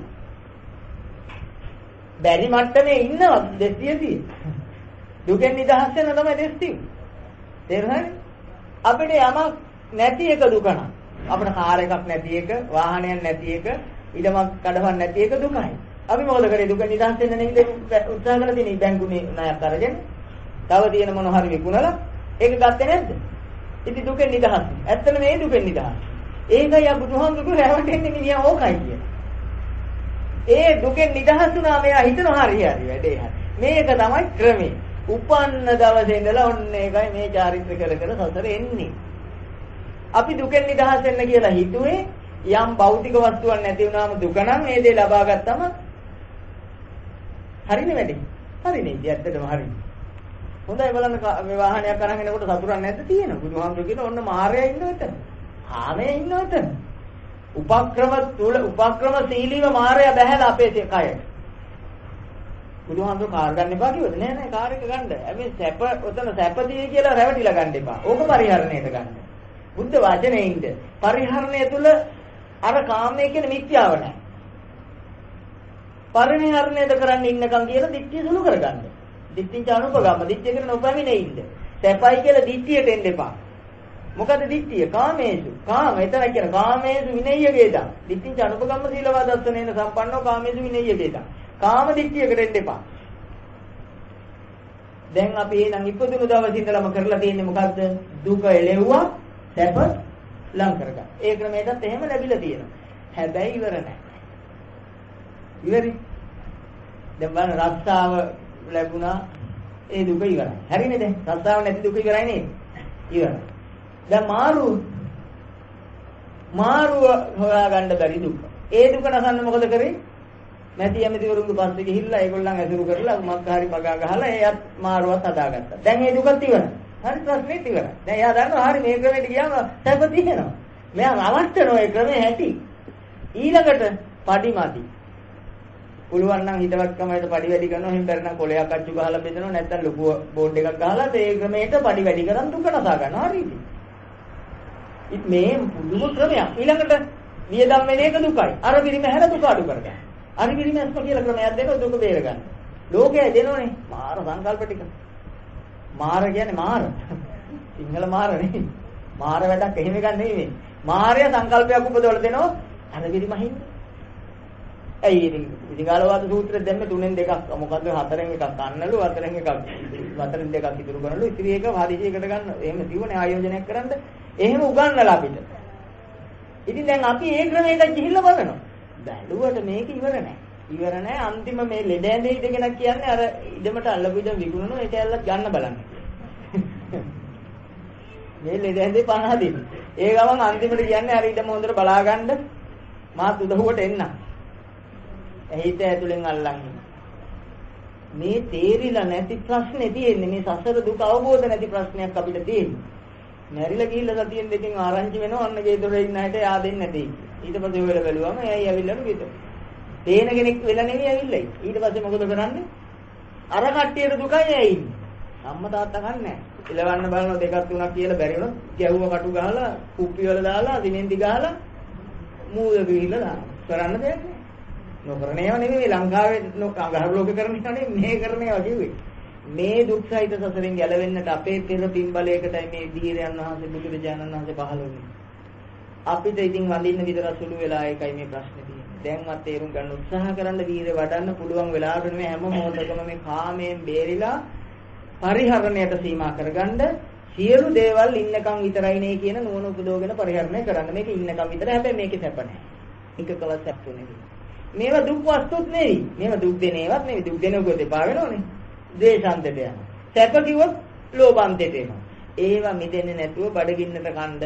බඩගින්නට කන්න තැන කාමයේ තියනවද? නෑ. අපි කන තැන කාමයේ නැද්ද? කාමයේ නැති එකට කියන නම දානය. හරිනේ. කාමයේ තියෙන එකට කියනද දානය කියලා. අපි කන්න නම් පටන් ගන්න කුසගිනි නිවා ගැනීම පිණිස ගැනීම සෙල්ලම් පිණිස නොගැනීම සරසිලි පිණිස නොගැනීම කියලා ඒක ප්‍රකාශයක් කරලා අරගෙන වර බෙදන් වෙනවා ඉස්සරහින් රතුබත්ුයි සුදුබත්ුයි. අපි කැමති රතුබතට නම් සුදුබත ඉස්සෙල්ලා බෙදන් ආවම පිඟාන තිබුණු කරුමෙට දැම්ම. දැන් අපි කැමැත්තෙන්ද ගන්න. අපි හදනව නෙවෙයි මේ කිසිත. අපි හදනව නම් නවත්ත ගන්න හැකි යතුරු දාලා. හැදිලා ඉවරයි. හැදුණු සිතට සිත වෙන්නේ නැහැ. ඒකනේ මේක ප්‍රශ්නේ තියෙන්නේ. අපිට පේන්නේ අපරාධය අර සුදුබත් බෙදෙන මිනිසයා පහුවෙල රතුබත් බෙදෙන කෙනාව නම් හොඳයි. දැන් දුක මේ සුදුබත්ද රතුබත්ද? අර නැති එක නේද දුක? තියෙන එක දුක නොවේ. යම් පිංච නලබති. නැති එක නේද දුක කියලා බුදුහාමුදුරුවෝ පෙන්නනවා චතුරාර්ය සත්‍ය. දුක්ඛ සත්‍ය කියන යම් පිංච නලබති නෙලගුණ එකයි දුක. දැන් තියෙන කාර්යයක දුක නැහැ. පාරේ අර පේන කාර්යයකයි දුක. අපිට දුක මේ කාර්යයක. මේ යන්නේ කාර්යයක. යන ගමන් පේනවා ජපන් එක. මේක ඉන්දියන් තෙල් වැඩ කරන්නේ. දැන් දුක මේ කාර්යකේ නෙවෙයි. අරක. හැබැයි අපි දන්නේ ඒකද දුක. කාර්යකද නෑ කාර්යක සම්බන්ධ කාමේ බලන්න ගලපල බලන්න. කාර්යක සම්බන්ධ අපු සංකල්පේ නේද? සංකප්ප රාගෝ පුරුෂස්ස කාමෝ. ඒ කාර්යක අපිට දුක් දුන්නද? ඒ බුදුහාමුදුරු කියන්නේ නේතේ කාමායානි චිත්‍රානි චිත්‍රයක් නේ ලෝකේ. ලෝකේ චිත්‍රයක්. ඒ වස්තුව කිසිම දෙයක් අපිට කියන්නේ නැහැ. දේපල අපිට කිසිම දෙයක් කියන්නේ නැහැ. මේ මෙහි නැවෙන්නේ ලෝකේ. ලෝකේ කොහෙද ඇහුවම් බුදුහාමුදුරුවෝ ආනන්ද හාමුදුරුවෝ දුන්න උත්තරේ කොහෙද? සසුන් ලෝකේ පටිච්චිත දුක්ඛ ලෝකේ පටිච්චිත දුක මත ලෝකේ පවතී ලෝකේ නම් දුකක්. ලෝකේ තියෙන තමයි තුන. දැන් තේරෙනව නේද? අපි දැන් මේ ඒ වෙලාවට පේනද ඔය සිත? දැන් අපිට එළියෙන් කෙනෙක් කතා කරනවා ඇහෙනවා. පාරක් අහන. ඒ හඬ එක පාට මේ හිතින් මවල දෙනවා. අර හතුරගේ හඬද කොහෙද? මේ වෙන දුරක කෙනෙක් ඇවිල්ලා ඒ වගේ හඬ තියෙන. හිතින් මවල දෙනවා අන්න අර හතුර. දැන් මේ මනෝ සංකාරයක් ආවේ. මනසින් උපදවල දුන්න මනෝ සංකල්පයක්. සංකල්පය වරදක් කියලා නෙපෙනුනොත් මොකද වෙන්නේ? සංකල්පය අයිති වෙනවා. වරදක් කියලා නෙපෙනුනා කියන අයිති වුණා. අයිති වුණා මොකද වෙන්නේ? කවුරු බලන්නේ යන්නේ? නියෝගනේ යන්නේ නැහැ. ඒ හතුරෙක් කියලානේ සංඥාව. සංඥාවට අනුවයි සකස් වෙන්නේ සංඛාරුනේ. සංඥා සංඛාර. එහෙමයි පේන්නේ විඥාන. දැන් අපි ගිහිල්ලා බෙනකොට වෙන කෙනෙක්. දැන් hina වෙන්න පුළුවන්. hinaව බාගෙට බෙරි වෙච්ච hinaවක් ඉන්නේ. ඇයි ඇතුලේ මොනවද තියෙන්නේ? ඇත්ත මේ ඇතුලේ තියෙන්නේ පිට තියෙන්නේ බොරුවනේ. ඇතුලේ තියෙන මොකද හතුරෙක් කියලා හැදුණු සිත. එයයි නෙවෙයි කියලා පේනකොට ඒකත් හිතෙන්ම හදලා දෙන්නේ. උන්නට අර සිතේ බලය වැඩි නිසා ඒ බලයේ භාගයක් තියෙද්දි අන්න බාගෙට මිදුණු හැටි. බාගෙට hina වෙනවා. බාගෙට අහන කොහෙද යන්නේ? අනේ අර පාර තාම උත්තර දෙන්නේ කවුරු ගැන හිතන්? අර හතර ගැන හිතන් උත්තර දෙන්නේ. ඒ ලෝකෙ මිදිලා නැහැ. දුක එයාද අර ලෝකෙද? අර උදා වූ ලෝකෙද? ඒක නේද නැත්තේ නැති එක නේද දුක? බලමු ඕක ඇත්තද කියන්නේ. දැන් බුදුරජාණන් වහන්සේ කියන මේ දේශනාව තුළ පෙන්නනවා මරිච්ච කූපමන් සංඥා. සංඥාව මොකක් වගේ කියලා කියන්නේ? මිරිඟුවක් වගේ කියලා. මේ හැඳිනේ මිරිඟුව. මිරිඟුව කියන්නේ පේන්න තියනවා කොච්චර ගියත් හම්බෙන්නේ නැහැ. පේන්නම තියෙනවා. මිරිඟුවක් අපිට පේන්නේ නැති නෑනේ තියෙනවා. හම්බ නොවෙනෝ කියන එක නෙමෙයි මරිච්ච කූපමන් සංඥා කියන්නේ. සංඥාවට පේන්න තියෙනවා හතුරේ. එළිය කොච්චර ගියත් අතුරට නම් හම්බෙන්නේ නැහැ. එළිය හම්බෙන්නේ සතර මහා ධාතු ගොඩක් විතර. මේක නුවණට ප්‍රඥාවට අහු වෙන දෙයක්. එළිය අපි හතුරෙක් කියලා ගැහුවොත් වැදිලා තියෙන්නේ මොකකටද? සතර මහා ධාතු ගොඩකට වැදිලා තියෙන්නේ. අපි හිතන්නේ පුඩෙක් කියලා නිසා ධාතු ගොඩට. ඒක නෑ ඇත්ත නොදකින්න නිසා. එළිය තියෙන්නේ කවුද? කොටස් 32කින් හැදිච්ච සතර මහා ධාතු වලින් නිර්මිත පිටට පේන අර සරිපුත්ත මහ රහතන් වහන්සේ දේශනා කළ සූත්‍රයක තියෙනවා මේක මේ හරියට මොන වගේද කියලා ශරීරේ වරිච්චි බිත්තියක් වගේ කියලා. ඇට කූරු හිටවලා හම්මස්නහර වලින් ගැට ගහලා මේ මාස් ඔබ්බලා හැමෙන් හදලා හැඩ කරලා තියෙන එකට කිව්ව ශරීරේ කියලා. ඒ මේකක් තියෙන්නේ. දැන් අපි ගැහුවොත් වදින්නේ මොකකටද? සතර මහා ධාතු වලට. හතර කොහෙද හිටි? හිතේ හිටි. අපිට ගැළප ගන්න දක්ෂ නැති නිසා අපි එළියේ ඉන්න හතර මවාගෙන ගැහුවා. වැදිලා තියෙන්නේ සතර මහා ධාතු කුඩුවකට. ඔය ක්‍රමයේ ඉතුරු වෙලා අපිට. ඉතින් අපි සතර මහා ධාතු කිව්වට වෙලා නැහැනේ. ඒක දැකලා නැහැනේ මේ වෙලාවට. ඒක නෙමෙයි අපි කියන්නේ ප්‍රශ්න තියෙන බුදුදහම භාවිතයට ඇවිල්ලා නැහැනේ. දැන් අපි මේ ඔක්කොම නෝනවල් එකතු කරගෙන ඔක්කොම බුදුහාමුදුරු කියපු දර්ශන තලයම එකතු කරගෙන බලනකොට පේනවා සංකල්පේ ඉවරද. සංකල්පේ මිදෙන්න පුළුවන් නම් යම් කෙනෙකුට ඒ රූපේ දකින්න විතරයි. පාර පොල් ගෙඩියක් වැටිලා තියෙනවා බස් හෝල්ඩ් එකේ ඉඳි හිතන්නකො මවාගෙන හරි හිතන්න මේ පොල් මිල කාලේ දැන් පොල් ගෙඩියක් තියෙනවා අයිතිකාරයෙකුත් නැහැ මිනිස්සුත් නැහැ බස් එකකුත් නැහැ දැන් මොකක් හිතේද මේක දැක්ක විතරද දැන් අහුලා ගන්න හිතෙන දැන් ගමන යනට වැඩි හොඳයි පයින් ගිහලා ගෙදරට පොල් ගෙඩිය දාලා යන්න මේ මොනවයි ඔක්කොම කාම සංකල්ප දැන් අපිට ඉන්න පුළුවන් ද දැනසිල්ල දැන් එහෙ බලනවා මෙහෙ බලනවා ගන්න හිතනවා ගෙනියන හැටි හිතනවා දන්න ලෝකේ උදා වුණා කියලා කියනවා. කාමයේ සහිත ලෝකේ උදා වුණා. හැබැයි අපිට හිත පේන්නේ නැති නිසා තමාගේ මේ විදර්ශනාව කියන්නේ මේ විශේෂයෙන් මේක දකින්න බැරි නිසා පොල් ගෙඩියම පේන්නේ. පොල් ගෙඩිය පේනකම් මෙහෙ හට ගන්න කාම පේන්නේ නැහැ. අරෙන් ත්‍රිවිල් එක දැක්ක කියන්නේ හිත පේනුණාද? නැහැ. ඉතින් ඕක කියන්න බුදු වෙන්න ඕනද නේද? වාහනේ බලන්න කියන්නේ. නෑ මේ හිත පෙනෙනකොට වාහනේ පේන්නේ නෑ වාහනේ බලනකොට හිත පේන්නේ නෑ. ඔන්න බලන්න සංකල්ප දෙකේ ඇති. බාහිරේ බලනකොට කාම බාහිතා වෙනවා. හිත බලනකොට කාම නිරෝධ වෙනවා. තේරුණාද කියන්නේ? ඉතින් මේක අත්දැකීමක් කරගන්න දවස් වෙනකන් ගමනේ ඉඳ වෙනවා. ඒ කියන්නේ දකින්නට පුළුවන් අපිට සිත හොඳට දකින්න පුළුවන්. සිත බලන ශක්තිය දියුණු වෙන කෙනෙකුට සිත පේනවා. හිත තුළ ඒක ගැන අරමුණු හැදුණු බව පේනවා. කාම වුණු බව පේනවා. කාමේසු කාම. අපි අපේ අදහසට විරුද්ධද පක්ෂද? අපි අපිට එන අදහස් වලට විරුද්ධද පක්ෂද? පක්ෂයි. කවුද විරුද්ධ? විරුද්ධ නම් ලෝකෙට බනින්න බෑනේ. ලෝකයට බනින්නේ අපේ අදහසට එකඟ නිසානේ. ඒකනේ කාම කියන්නේ ඒකනේ සතර කියන්නේ. නේද? පාර යන ලෝම හැලිච්ච බල්ලට ගලක් ගහන්න හිතුණු මේ සංකල්පයට විරුද්ධද පක්ෂද? පක්ෂයි. පක්ෂයි කියන්නේ බල්ලට ගහලා. බල්ලට ගහනවා කියන තැනක තියෙන අපේ සංකල්පයට පක්ෂ බව. ඒ කියන්නේ සංඛාරපච්චය විඥාන කියන තැන. සකස් වුණා ඒක. අපිට පෙනුනද මේ ආපු සංකල්ප වලද? නෑ. ඒ සංකල්පේ තියෙන වෙලාවට තියෙන தත්ත්වය දැන් බලමු විග්‍රහ කළා. ඒ කියන්නේ අපි සංකල්පයට විරුද්ධ නැහැ කියන කොනව අවබෝධ කරගන්න ඕනේ. අන්නේ විරුද්ධ නැති බවටයි කාමේසු කාම සුඛ කියන දෙවෙනි පදයෙන් කියන්නේ. අපිට එන අදහසට අපි කැමති. ඔය මිනිහා අතුරෙක් කියලා බලන අදහසට අපි කැමති. විරුද්ධ වෙන්නේ කවුද? මේ ධර්මය දන්න, සසරේ විපාක දන්න, අනර්ථය දන්න කෙනෙක් එන අරමුණට එකඟ නැහැ. එයා විරුද්ධ ලෝකයට නෙවෙයි, Taman තුල උදා වෙන ලෝකයට. ඔන්නෝකයි වෙනස. ලෝකේ ඉන්නවා එවැනි උත්තරමය. සංකල්පය ලෝකයට සේවය කරන එකක් නම් ඒක ශ්‍රද්ධාවෙන් කරුණාවෙන් මේ ලෝකේ ඉන්නකම් කරයි. මොනවද? ලාභ සත්කාර අපේක්ෂාවෙන් තොරව. ඒව භාවිතා කරනවා.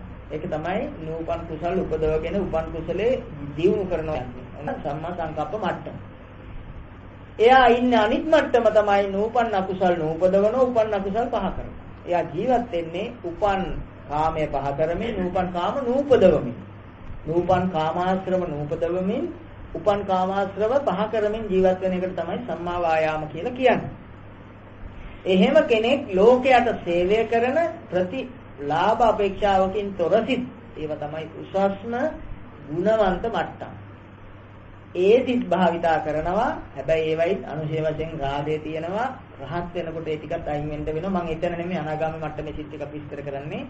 ඒ මට්ටමේ එහෙම ගෙදරින් ඉන්න බෑනේ නැති වුණොත් ඒ ටිකත් අයින් වුණොත් ගෙදරින් ඉඳලා ඉවරයි. ආයි ගන්න පොල් බෑයක් වටුණා උඩින් ඉඳලා ගන්න නම් බෑම තමයි. ඉතින් මම මේ කියන්නේ ඒ තරම් ගැඹුරු ධර්මයක්. ඒක එතෙන්ට නෑවිල්ලා ඉඳමු අපි. ඒ අරිහත් ඵලයේ ටික පස්සේ කරමු. දැන් අපි අර එතෙන්ට එන හැටි කතා කරමු. මෙයා දන්නවා මම මේ දැන් කන්නේ බඩගින්න. රසය කියලා එන තැන කෙලෙස් කියලා දන්න. කොයි වෙලාවටද දන්නේ? ඒ වෙලාවට. කන්න ගන්නකොට රසයි ගුණයි කියලා එනකොටම දන්නවා මේ එන්නේ එක එක නම් වලින් කෙලෙස්. මේ එන්නේ කාමය කියලා දන්නවා. මේ අදහස නරකයි නපුරුයි කියලා දන්නකොටම ඒ කාමයට බෑ තණ්හාව උපදවන්න. තණ්හාව උපදවලා ඒ අරමුණින් ඒ ආහාරයට බැඳීම ඇති කරන්න බෑ. ඇයි? ඇත්ත දන්න නිසා. අන්න කාමේසු කාම සුඛ නැත්තේ ඇයිද විතරයි. එහෙම නැතුව මේ කෑම මේ රස ඇති කියලා ඒ අරමුණෙන් බලන තැන කාමේසු කාම සුඛයි. ඒ කියන්නේ ආපු අදහසට එකඟයි. කොච්චර අමාරු වැඩක්ද මේ බුදුහාමුදුර අපිට පවර්ලා දෙන්නේ. හිත බලන එක නම් ලේසි නෑ. අනුන්ගේ හිත නම් බලන්න අමාරුද? හරි ලේසි. කියන්නේ අර මහා වසලෙන් කියලා. අපේ වසලකම වෙන්නේ නෑ. ඉතින් මේ බුදුහාමුදුර උගන්වන කාමේසු කාම සුකල්ලි කාම යෝගෝ හීනෝ ගම්මෝ පොතුච්චනිකෝ. හීන පහත් මට්ටමක්ලු ඒක. මම නෙවි කිව්වේ. මම කිව්වනම් මට මග තිබ්බනේ. බුදුහාමුදුරුවෝ කිව්වේ මොකක්ද පහත් මට්ටම? කාමේසු කාම සුඛ කියන මට්ටම හීනෝ ගම්මෝ පෝතු ජනිකෝ. පහත්ම උපතක්. ජනිකෝ කියන්නේ ඉපදෙන. හීනෝ ගම්මෝ පෝතු ජනිකෝ. හීන වූ පහත් වූ උපතක්. පෝතු ජනිකෝ. අනරියෝ නවතින්නේ නෑ ඔය ගමන. බුදුහාමුදුරුවෝ කියන්නේ අපි නෙවි. බුදු වෙලා කියන්නේ. ආදර්ශෙන් කියන්නේ. එම නිසා හීනෝ ගම්මෝ පෝතු ජනිකෝ අනරියෝ අනර්ථ සංහිතෝ. අනර්ථ සහිතයි කියන්නේ විපාක සහිත ගමනක්. මොකක්ද ඒ தත්ත්වය කියලා අහනවා. යෝචායන් අස්ත කිලමතාන යෝගෝතුක්කෝ. තිබුණු සැපයද මැරිලා මේ වෙලාවට. අපිට එහෙම එකක් පේනවද? මොකක් නිසාද තියෙන සැපය මැරෙන්නේ? කාම සුඛ නිසායි. අදහස් ආපු අරමුණ නිසායි. අරමුණ ඉෂ්ට වෙනකන් තියෙන්නේ මොකේද? අරමුණක් අදහසක් ආපු ගමන් මොකේද අපි ඉන්නේ? ඒක ඉෂ්ට වෙනකන් ඊටාම අසහනෙන් ඊටාම ප්‍රශ්නකින් ඊටාම කලකිරිලා ඊටාම විකෘතියක ඉන්නේ. හැබැයි බැලුවේ නැත්තම් පේන්නේ නෑ මේක. මේ උඩින් බැලුවට පේන ධර්මතාවක් නෙවෙයි. එතකොට බලමු අපි එක උපමාවකින් මේක තේරුම් ගන්න. පාර යන කෙනෙක් අපිට පේනවා. පේනකොටම අපිට අතීත කරපු වරදක් පේන්නේ ඇයි? ඉස්සර කඩපු පොල් වල්ලක් මතක් වුණා. දැන් මේ යන්නේ කවුද? අපේ උදාහරණයට පහත්‍ර වූ අපේ වෛරයට පහත්‍ර වූ කෙනෙක් පාර යනවා. පොල් හොරෙක්. ඇහෙන් පොල් හොරෙක් දැක්කද? ඇහැ දැක්කේ රූපයක්.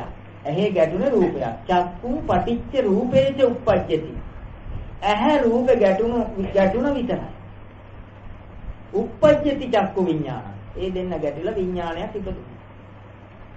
විඥානය නියෝජනය කරන්නේ මොනවද? අතීත කර්ම ඔක්කොම පරිපතයම හැදිලා තියෙනවා. දැන් අපිට ඒ හිතටයි පේන්නේ පොල් හොරෙක් කියන. ඒ හිතට පොල් හොරා පේන තැනක ආයතනත් හැදිලා. ඇහැ වෙනස් වෙලා. පොල් හොර දිහා බල හැදිලා.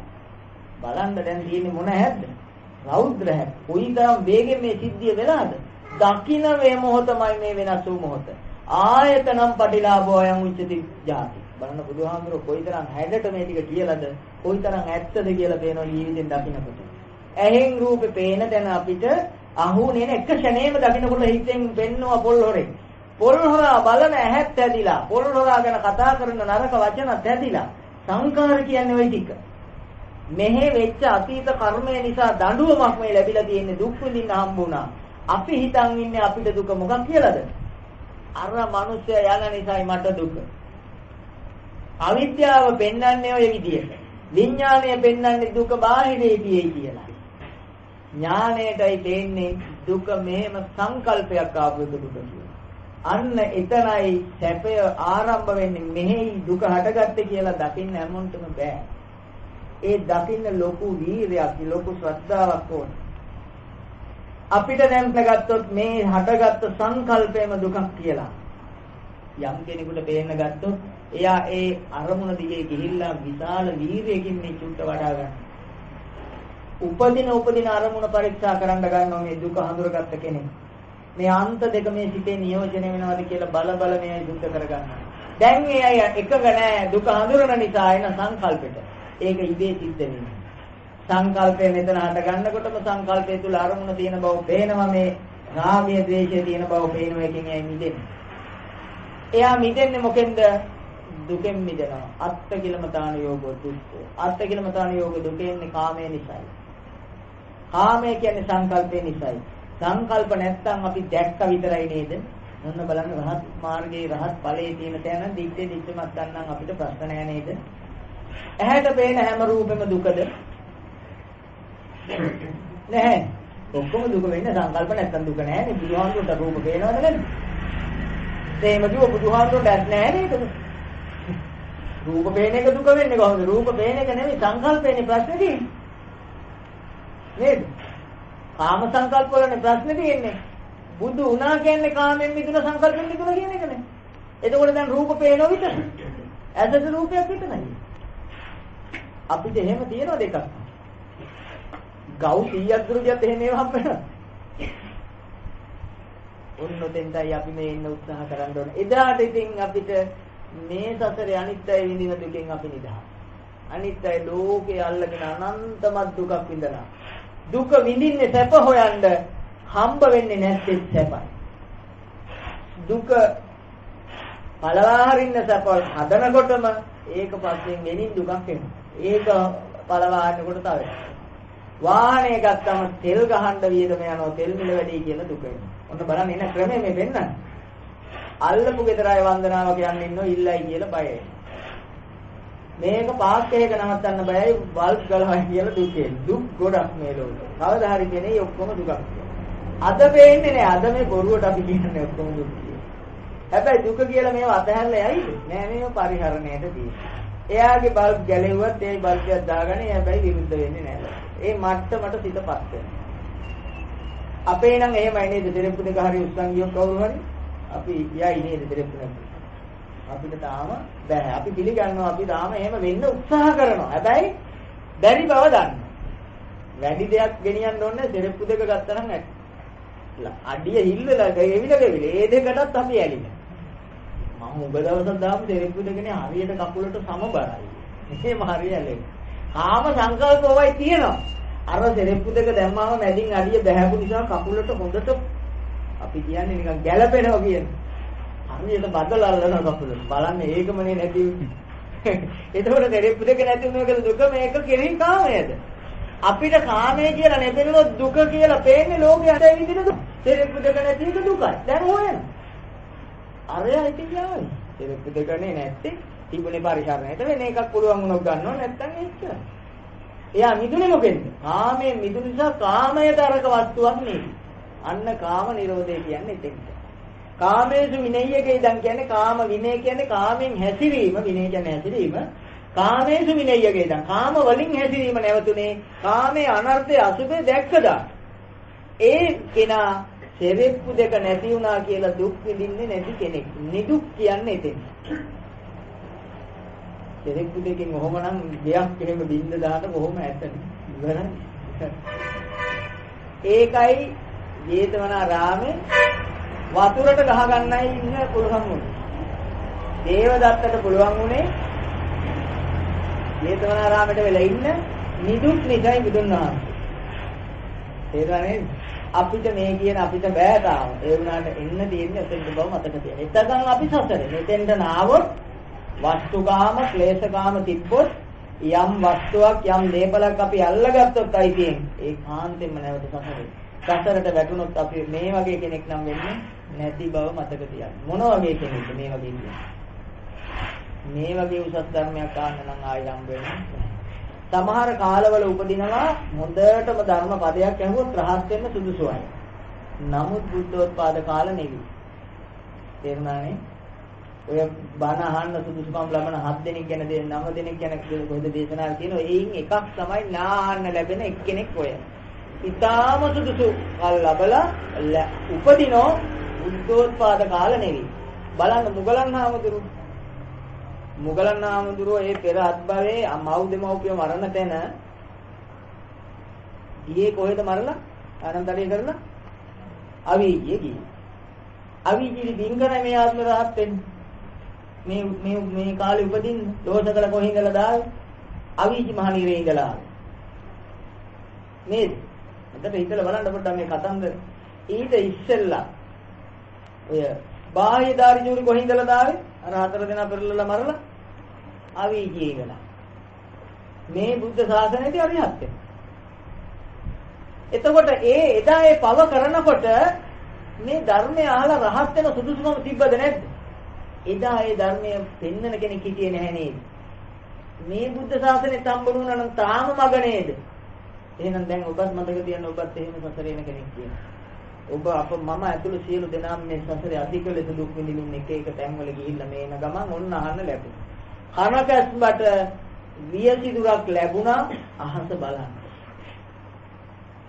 පෙරුම් පුරාගෙන අහස බලන්න දැන් යට ඉඳලා උඩට ඇවිල්ලා විය ගහක් සම්බන්ධ වෙලා තියෙනවා නොබල යන්න නම් එපා. මේ කියන්නේ ධර්මය අසුරු නොකර ඉන්න එපා. වැටුනොත් සසරට ගලව ගන්න නම් නත්ති මාතා පිතා තමේව දානං සරණං පටිච්චා. තමන්ට හැර අම්මා තාත්තටවත් බෑ. ධර්මයට හැර වෙන කිසි කෙනෙකුට බෑ.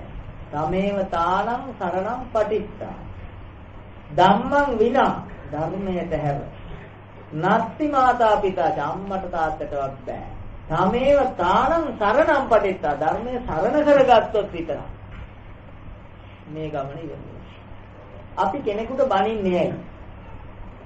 බනින එක වරදක් කියලා නොපෙනෙන නිසා නේද වැරදි කරන්නේ. එතෙන්ට තමයි අවිද්‍යාව කියන්නේ. චතුරාර්ය සත්‍යයෙන් හේතුඵල ධර්මයෙන් අවිද්‍යාව පත්‍ය සංඛාර කියන්නේ අපි බනින දැනට කියන්නේ කෙලෙස් ටික කියලා.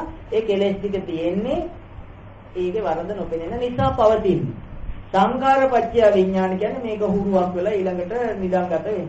විඥාන පත්‍ය නාම රූප මේ කයට බැලලා මේ කය කෙලෙස් වලින් ජරාවට පත් කරමින් මේ විඥාන රූපේ නාම රූප බවට පරිවර්තනය වෙලා පවතී. අපි කාටවත් මේක නිකන් හිතියට පේන්නේ නැහැ.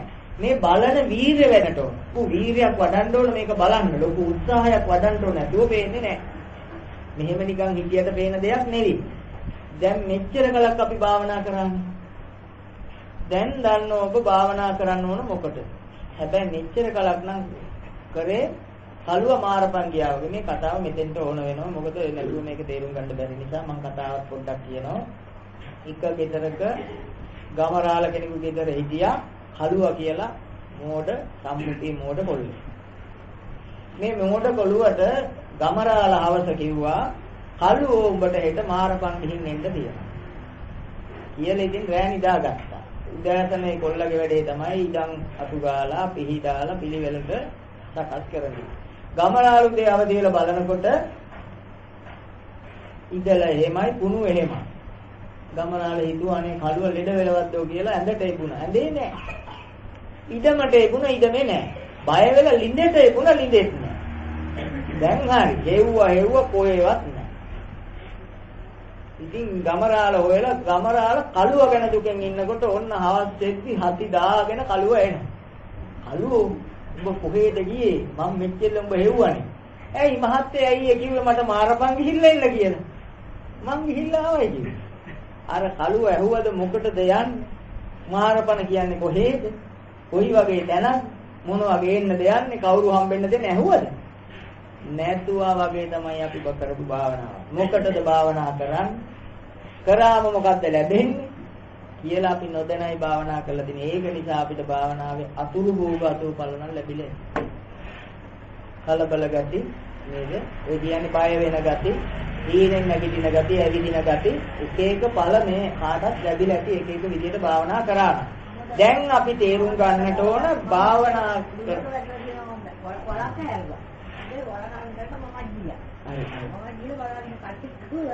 දැන් අපි උත්සාහ කරන්න ඕන මොකටද මේ භාවනා කරන්නේ මොකටද කියලා අවබෝධයෙන් අපි යමු. මොකටද භාවනා කරන්නේ? අපි දැන් කළුව මාරපන් නම් ගියා. මාරපන් කියන්නේ කළුවට හිතුණු තැනින් නවතින්නේ නැතිනේ. හිත එනකන් යන්නේ. ගිහිල්ලා ඇති කියලා හිතුනම ආවා. දැන් කළුව එතනින් ආවා. අපි මාරපන් වලිනුත් එහාට ගිහින්. මාරපණිනුත් එහා. ඇයි? භාවනාවේ අන්ත කෙල පැමිණිලා ඉන්නේ දැන් අපි. මොනවද? අනුන්ගේ හිතේ. ඕකදු බොයෝ ඉන්නේ. බුදුහාමුදුරුවෝ නම් කිව්වේ අලුයම ලුවේ කෙල පිටක් වගේ ප්‍රතික්ෂේප කරන්න කිව්වා මේ අනුන් මේවා ඔක්කොම අභිඥා බල නේද? ඒවා තිබ්බට කමන්නේ පාවිච්චි නොකරනවා පීය තිබ්බට කමන්නේ නැහැ ගෙදර.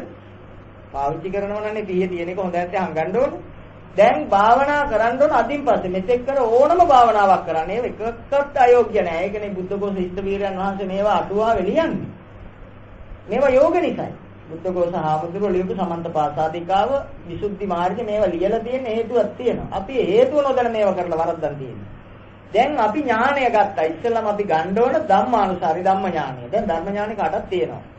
කාමය දැක්කොත් යන්තම් කාමයේ වරද දැක්කොත් බේරුණා. මතක් නුනොත් බලන්න. මොකක් වෙන? විනාශයි. මතක් වෙන ශක්තිය හදාගන්නයි බලන ශක්තිය හදාගන්නයි අපි වඩන්නට ඕන සමත භාවනාව. ඒකටයි සමත පූර්වාංගම විදර්ශනාව කිව්වේ. දර්ශනය කරන්නේ ඥාන දර්ශනයක්. ඥානයටයි මේක වෙන් වෙලා පේන්නේ හේතුවයි ඵලයයි. කෙලෙස් ටිකයි වෙන් වෙලා පේන්නේ ඥානයට. ඒකට කියනවා ඥාන දර්ශනය කියලා. ඒකට කියනවා ඥානං උදපාදි ඥානකරණී කියලා කියනවා. ඒක බලන්න හදාගන්න ඕන චක්කු උදපාදි චක්කුකරණී කියන මට්ටම හදන්න සමතේ වඩන්නටම ඕන. ඒක නිසා අපි සමත භාවනාව විසිකරන්න තියෙන ධර්මතාවක් නෙවෙයි. වෙනද කරේ අනවබෝධයෙන්. දැන් අපි කරන්නේ අවබෝධයෙන්. මොකටද මේ අවබෝධය කියන්නේ? සිහිය යම් තැනක පිහිටව ගන්න බැරි වුණොත් අපේ සිහිය කොහෙද තියෙන්නේ? මම තව කතාවක් කියන්නම්. දැන් ගේ දොර අස් කරන කෙනෙක් මාලේ ගලවලා පැත්තක තියන්නේ වෙන එකක් කරන්න තැහි. අර ටීවී එක ගන්න හරියට තල්ලු කරන්න ඕන කියලා මාලේ ගලවලා තිබ්බ පිටි මුංගි. තියලා දැන් ඔක්කොම අස්පස් කරලා දැන් හවස මාලේ හොයන.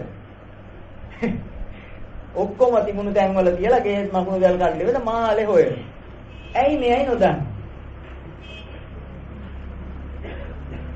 සිහිය තිබුණේ. සිහිය තිබුණේ කියන්නේ ඒකේ ඇත්ත කතාව මොකද්ද? කරන වැඩේ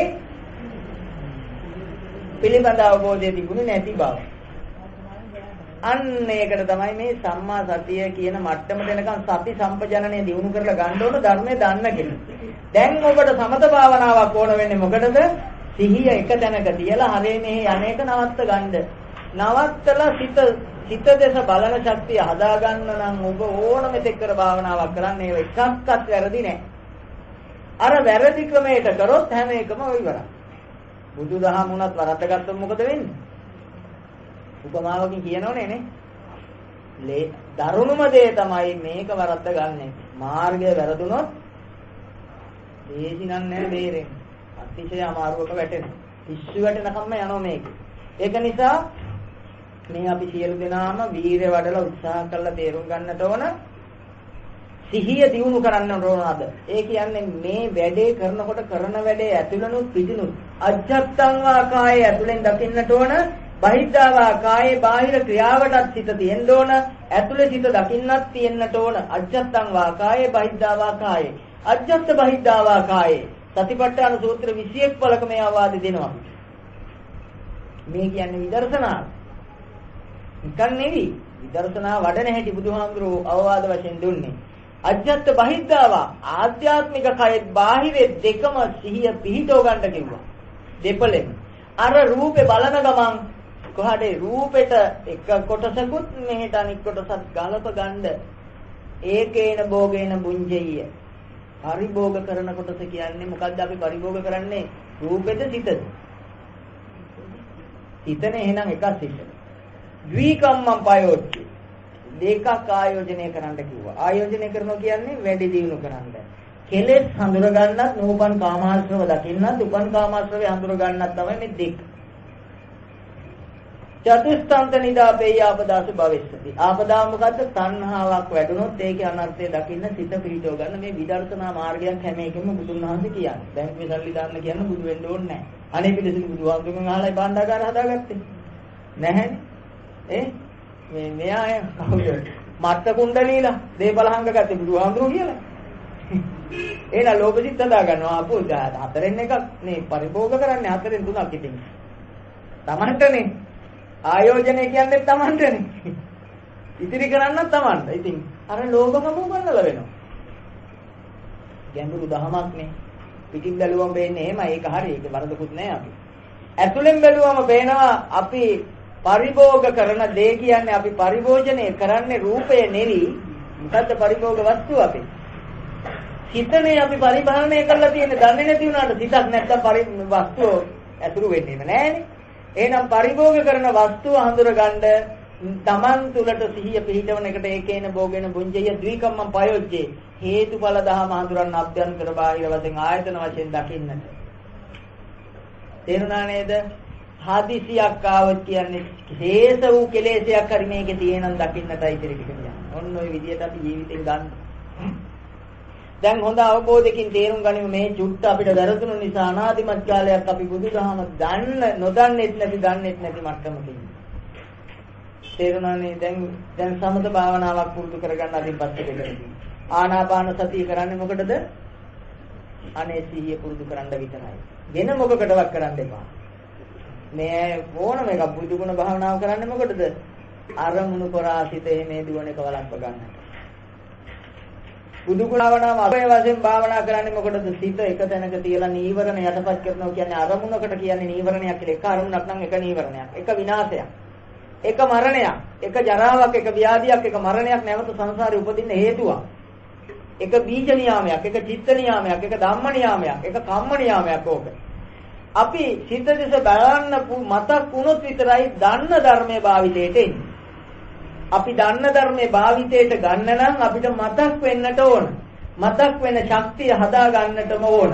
ඒ මතක් වෙන ශක්තිය හදා ගන්නටම තමයි අපි මේ සමත භාවනාව වඩන්නට ඕන. දැන් තේරෙනෝනේ මෙච්චර කලක් අපිට වැරදුනා නම් වැරදුනේ අපි කළුව මාරපන්දියා වගේ මේ භාවනාව නිකන් අයාලේ කරලා තියෙනවා. භාවනාවල වරදක් නැහැ. කාගේද වරද? භාවනාවේද වරද? බාහිර කර අපේ වරද. එහෙනම් මේ ධර්මය අහන පෙරපින් බලයෙන් ඔබ මේ ස්ථානයට රැස්ුනේ අපේ මේ සම්බුද්ධ ශාසනයේ තියෙන නිසා, බුද්ධ වචනේ ජීවමාන නිසා, විරාජමාන නිසා, ගෞරවනීය සංඝරත්නය ඒකට නායකත්වය දෙමින් මේවා රැකගනිමින් එදා විනාශ වලින් රැකගනිමින් අදත් ඒ පරපුර ඉන්න නිසා අපිට පෙරපින් බලයකට මේක ලැබිලා තියෙනවා. අපිට දැන් ආයි කල් දැම්මොත් අනාගතේ නම් විශ්වාස කරන්න එපා. තේනෝනේ අනිත් රටවල බෞද්ධයෝ නැතිවිලා බෞද්ධයෝ නැති වුණා කියන්නේ ධර්ම නැති වුණා කියන්නේ. බංගලාදේශේ බෞද්ධ 100ට එකකට වැටුණා කියන්නේ 70 100ට එක වුණා කියන්නේ බෞද්ධයෝ නැති වුණා කියන්නේ මාර්ගය අහිමි වුණා නේද? සසරේ. අපිත් එහෙම වෙන දවස් වැඩි යයදක නේද? එම නිසා මේ ලද අවස්ථාව අතහරින්න එපා. මම කියන්නේ මේ මමත් කරන්නේ කරුණාවෙන් මේ ඉල්ලීම. ඔබ දුක් විඳින්නේ ඔබේ වරදින් නෙවෙයි. ඔබ සසරට වැටුනේ ඔබේ වරදින් නෙවෙයි. ඔබේ අවිද්‍යාව නිසා, අනුදන්නකම නිසා. ලෝකයා දුක් විඳින්නේ ලෝකයාගේ වරදින් නෙවෙයි. අවිද්‍යාව නිසා. තණ්හාව නිසා, අවිද්‍යාව නිසා හටගත්ත තණ්හාව නිසා මේ ලෝකෙට වැටුනේ. ක්‍රමයක් තියෙන ජීවිතේ පවත්තන්න. මේ ඔක්කොම තණ්හාවෙන් තොරව පරිහරණය කරන්න පුළුවන්. මේ ගෙදර තණ්හාවෙන් තොරව ඉන්න හැටි බුදුහාමුදුරුවෝ ප්‍රත්‍යක්ෂ නසීල කිව්වා. මේ ගෙදර මොකටද කියලා කිව්වා. එහෙමයි සිත පවත්තන්නට ඕන. තණ්හා නිරෝධෝ සිත. ඉන්නකම් අවුෙන් වැත්තෙන් ආරක්ෂා වෙන්න, සතා සිව්පාවකෙන් ආරක්ෂා වෙන්නයි මේ ගෙදර. බඩගින්නට කන්නයි ආහාරය කියන තැන කෙලෙස් නැහැ. බඩගින්නට නේ රහට ගාවත් වෙලා තියෙන බඩගින්න නිවිච්ච. වෙනස අලුතෙන් කෙලෙස් ගොඩක් හටගෙන. අපි කෙලෙස් වැඩක් නැති එකක් උපදවලා තියෙනවා. නූපන් අකුසල් උපදවලා කන ගම. නූපන් අකුසල් නූපදව ආහාර ගන්න. එතෙන්දී අර කන දේ කුසගින්නට ආහාරයක් විතරයි. බොන දේ තිබහට බීමක් විතරක් වෙන්නේ. රසයි, ගුණයි, විටමින් කියලා කන හැමතැනම කෙලෙස්. යයි ඉතින් වෛද්‍ය විද්‍යාවේ කියයි වෛද්‍යවරු කියයි මෙහෙම නොකර ඉන්න බෑ ලෙඩ වෙනවා. බුදුහාමුදුරු ලෙඩ වෙන්න එපා නේ බුදුණු කාලේ මොන විටමින්ද ගත්තේ? අපිට වැරදිලා තියෙන අපි දැන් වෙන කෙනෙකුගේ මොලයක් ඔළුවට දාගෙන බුදුහාමුදුරුන්ගේ මනස පැත්තකට විසි කරලා. මම කියන්නේ නැතෙන්ද දොස් කියනෝ නෙවෙයි. මට පූර්ණ අයිතියක් නැහැ එහෙම කියන ඔබ බුද්ධිමත් නම් තේරුම් ගන්න අපි වරද්දන් තියෙන්නේ. අපි කාපු විටමින් වැඩි වෙලා ඒකම රෝග වෙලා ඒකම කාම වෙලා ඒකම නිදන්ගත රෝග වෙලා තියෙන්නේ දැන් අපිට බේරෙන්න ඒකෙම ඕන තව එකක්. ඒකෙන් කියනවා නරුණාම කියන බෙහෙත් නැතිද. අරුම පටන් ගත්ත දවසක් තියෙනවා තණ්හාවෙන් පටන් ගත්ත මේක. අපි අතීතෙට ගිහිල්ලා හොඳට ස්මරණය කරලා බලන්න මෙන්න මේ ඥානය හදාගන්න භාවනා කරන්න. දැන් ධර්මයේ දන්නවනේ. කරන්න ඕන මොකද්ද කියලා දන්නවද? දැන් මාරපන් යනකොට කොහොම යන්නේ? අහගෙන යන්නේ. කලුව බුද්ධිමතෙක්ද? කවුද අපි? බුද්ධිමත් කරුවෙක්. මාරපන් යන්නේ කොහොම හෙටද? හෙට මං යන්න. හෙට අහන. කොහෙද යන්නේ? මාරපන් කියන්නේ කොහෙද? මග සලකුණු මොනවද? කවුද හම්බෙන්න ඕන? ගේන්න ඕන මොනවද? මොකටද යන්නේ? ඔන්න අහනෝ දැන්. දැන් කලුව අමාරු වැටෙන්නේ නැහැ. දැන් අපිත් දැන්ව භාවනා කරත්. මොකටද භාවනා කරන්නේ? එලි බලන්නද? හැල්ලුවේ පහවෙන්නද? නෑ. කෙලෙස් පහ කරගන්න. කාමයෙන් බේරිලා තණ්හාවෙන් බේරිලා විද්‍යාව නිරෝධ වෙලා සැපවත් ජීවිතයක් ගත කරන්න. බුදුහාමුදුරුවෝ ඉපදුනේ අපිට සැප හොයලා දෙන්න. ඉපදුනේ අපිට අපේ දුක නැසලා සැපය මතු කරලා දෙන්න. අපි ඒක හඳුනගත්තේ නැති අවිද්‍යාව නිසා මේ දුක් විඳින්නේ. තේරෙනව නේද? ඉතින් මම ඔන්න චුට්ටක් මේ විස්තර කරේ තා. කාමයේ වරදම වෙන්නේ. කාමේසු විනය්‍යවේදං කාමේසු කාමසු කල්ලිකාණියෝ හීනෝ ගම්මෝ පොතු ජනිකෝ අනරියෝ අනත්ත සංහිතෝ අවබෝධ කරගන්න කාමයේ අනර්ථයි කියලා. මං කිව්වම දැන් මගේ කොටස හරි. දැන් ඔබට ඇහුණා විතරයි. ඇහුණු එක මාර්ගය නෙවෙයි. ඇහුණු එක උදව්වට ගන්න. බලන්න පටන් ගන්න. ඇත්තද කියලා පරීක්ෂා කරන්න. ඒක තමයි ඔබ කරන දේ. ඒකට තමයි කෘත්‍ය ඥාන කියන්නේ. දැන් සත්‍ය ඥාන අහගන්නකොට නම් ඇත්ත කියලා පේනවා. කරගත්තේ නැති වුණොත් ආයි පරණ කෙනාම තමයි. කරගන්නකොට කෘත ඥාන ඒ මට්ටම් වලින් කාමයේ සුළු වෙවි යන මට්ටමින් සීලය සකස් වෙනවා. සීලය කියලා කියන්නේ කය වචන දෙක දරුණුකමෙන් මෝඩකමෙන් මිදෙනවා. රාගයෙන්, ද්වේෂයෙන්, මෝහෙන් මිදෙනවා. ඒකට කියනවා සීලය. ඒ වෙලාවට සිත බාහිරයට යන බව, බාහිරට ඇලෙන බව අඩු වුණා නම් ඒ චුට්ටටයි සමාධිය කියන්නේ. කාය සංවරය, වචී සංවරය, මනෝ සංවරයකට කියනවා සමාධිය. ප්‍රඥාවයි දන්නවනේ මෙතන නම් පරිහරණය කරන තැන කාම නැති නිසා දුක නැහැ කියලා දුක නැති බව හඳුරනවා. ඒකට කියනවා ප්‍රඥාව. ප්‍රඥාව දෙන්න පුළුවන්ද කෙනෙකුට? බෑ. තේරුණාද? මාර්ගය කියලා දෙන්න පුළුවන්ද කෙනෙකුට? බෑ. මාර්ගයට යන හැටි පෙන්වන්න පුළුවන්. යන හැටි තමයි බුදුන් වහන්සේ පස්වක දවසන්ට පෙන්වුවේ. පෙන්වුවම මාර්ගය ඒගොල්ලන් හදාගත්තා. මොන මාර්ගයද? දුක නැතුව ජීවිතේ පරිහරණය කරන ක්‍රමය හේවත් මාර්ගය. සම්මා දිට්ඨිය. සම්මා දිට්ඨිය කියන්නේ මොකද්ද? දුක්ඛේ ඥානං, දුක්ඛ සමුදය ඥානං, දුක්ඛ නිරෝධේ ඥානං, නිරෝධගාමිනී පටිපදා ඥානං. යමක් දුක වෙන්නේ කොහොමද? ඒක දුක වශයෙන් අපි තුල තියෙන්නේ මොකක් අරමුණු කරන්ද? තණ්හාව අරමුණු කරන් කියලා පේන්න ගත්තා. අන්න ඒකට තමයි මේ චක්කුම් උදපාදි කියන්නේ. අන්න ඒ ඇස පැහැදිනු එකට තමයි මේ සම්මා දිට්ඨිය ඒවත් චක්කුම් උදපාදි කියන්නේ. සම්මා දිට්ඨිය කියන්නේ මාර්ගඵලවලට ආවා කියන එකම තමයි. දුක අපිට නොපෙනී හැංගිලා තියෙනවා තණ්හාවෙන් මත් වෙලා බාහිර රූපයකට ඇලිලා සසර දුක ගින්න හැංගිලා තියෙනවා. කෝසල මල්ලිකාව ඊනකින්වත් හිතන්නේ නැහැ මරණ මොහොතේ බල්ලෙක් මතක් වෙයි කියලා. මම මේ සිද්ධියම කියන්නේ ඉතින් සිද්ධිය අපිට කතා කරන්නට බෑ. ඒකේ පුද්ගලික හොයාගන්න. අවසානයේ කෝසල මල්ලිකාව ගිහිල්ලා අවීචියේ උපදිනවා. මදිද වැඩි. මේවා තේරුම් අරගෙන තොදේ කියලා බල්ලෝ උනේ කොහොමද? බුද්ධෝත්පාද කාලෙක අද නෙවි. බුදුහාමුදුරුවෝ ඉන්න කාලේ තොදෙය බල්ලෙක් වෙන්නේ. තොදෙය බ්‍රහ්මයා බල්ලෙක් උනේ බුදුහාමුදුරුවෝ ඉන්න කාලේ. ඉතින් දැන් අපිට මදිද මේ ආදර්ශ ටික. අරගෙන එහෙනම් අපි යන්නේ කොහාටද කියලා තේරුම් ගන්න. අපි අපේ ක්‍රමයට ගියොත් නම් ඕ ටික තමයි වෙන්නේ. බහු ගගා ඉඳී, ඥාව් ගගා ඉඳී. ඔය සිද්ධි වල ඉන්න චුක් ගගා ඉඳී. මකුළු දැල් වියවිය ඉඳී. වෙන මොකුත් නම් වෙන්නේ නැහැ. බාලපඬිත සූත්‍රය කියවලා බලන්න වෙන දේ. මේව අවබෝධ කරගෙන මේ වචනේ තේරුම් අරන් තණ්හාවෙන් මිදිලා පරිහරණයට ඕන දෙයක් ඕන රැකියාවක් ඒවා ජීවිතේ ජීවත් කරවන්න කරන දේවල්නේ. අපි දැන් ජීවත් වෙන්නේ රස්සාව කරන්. ඒ කියන්නේ කාමෙන් ඉන්නේ. පවතින ජීවිතයට සහයට රස්සාව කරන කෙනෙක් වෙන්න. සංකල්පනේ මාරු කරන්නේ. මොන සංකල්පද? සම්මා සංකල්ප. මොනවද අයින් උනේ සම්මා සංකල්ප වෙනකොට? කාම සංකල්ප අයින් උනේ. රස්සාව කරන්න ජීවත් වෙන කෙනෙක් කියන දෘෂ්ටියෙන් අයින් වෙන්න. මේ දිට්ඨියයි අයින් වෙ කරන්න ඕන. දිට්ඨිංච අනුපගම්ම සීලව. එතනයි සීලය. රස්සාව කරන්නේ පවතින ජීවිතයට සහායයි. ඔන්න පොඩි වෙනස දැකගෙන කරගත්ත. රස්සාව කරනවා ජීවිතයට සහායට කන්න බොන්න අඳින්න හම්බ කරන්න විතරයි. මේ ධර්මය නොදන්න කෙනා ඉන්නේ මොකටද? ඉපදුනේ මොකටද? රස්සාව කරන්න. ඒ කියන්නේ තණ්හාවෙන් ඉන්නේ. මැරුණොත් ඉතින් මේ දැනම තමයි පටන් ගන්නෙ. මේ යකින් කරන්න පුළුවන් ටික කරලා ඉවරලා අනිත් යකිනුත් ඒකම කරනවා. ඒකයි වෙන්නේ. හිත වෙනස් වෙලා නැහැ. චෛතසික වෙනස් වෙලා නැහැ. මොකද්ද මාරුනේ? කූඩුව වෙනස් වෙලා. මේ කූඩුව ජරා මරණයටපත් වෙනකොට ඒකට අදාළ කූඩුවක් ඊළඟට ඉබේම හම්බ වෙනවා. එතන ඉඳලා පටන් ගන්නවා ඒ කූඩුවෙන් මොන වැඩේද?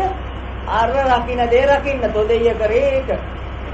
දැන් අවබෝධයෙන් එහෙනම් ඉතින් අපි මෙතනින් පස්සේ පොඩි දැන් බෑ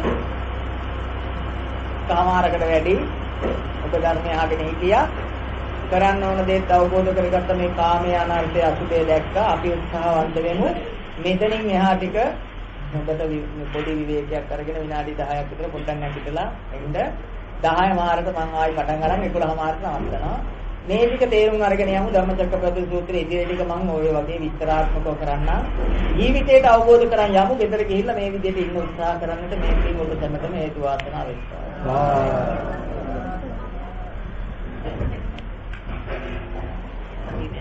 ආදිගේ මාකෑලි මෙහෙදී මොකක්ද ගන්නේ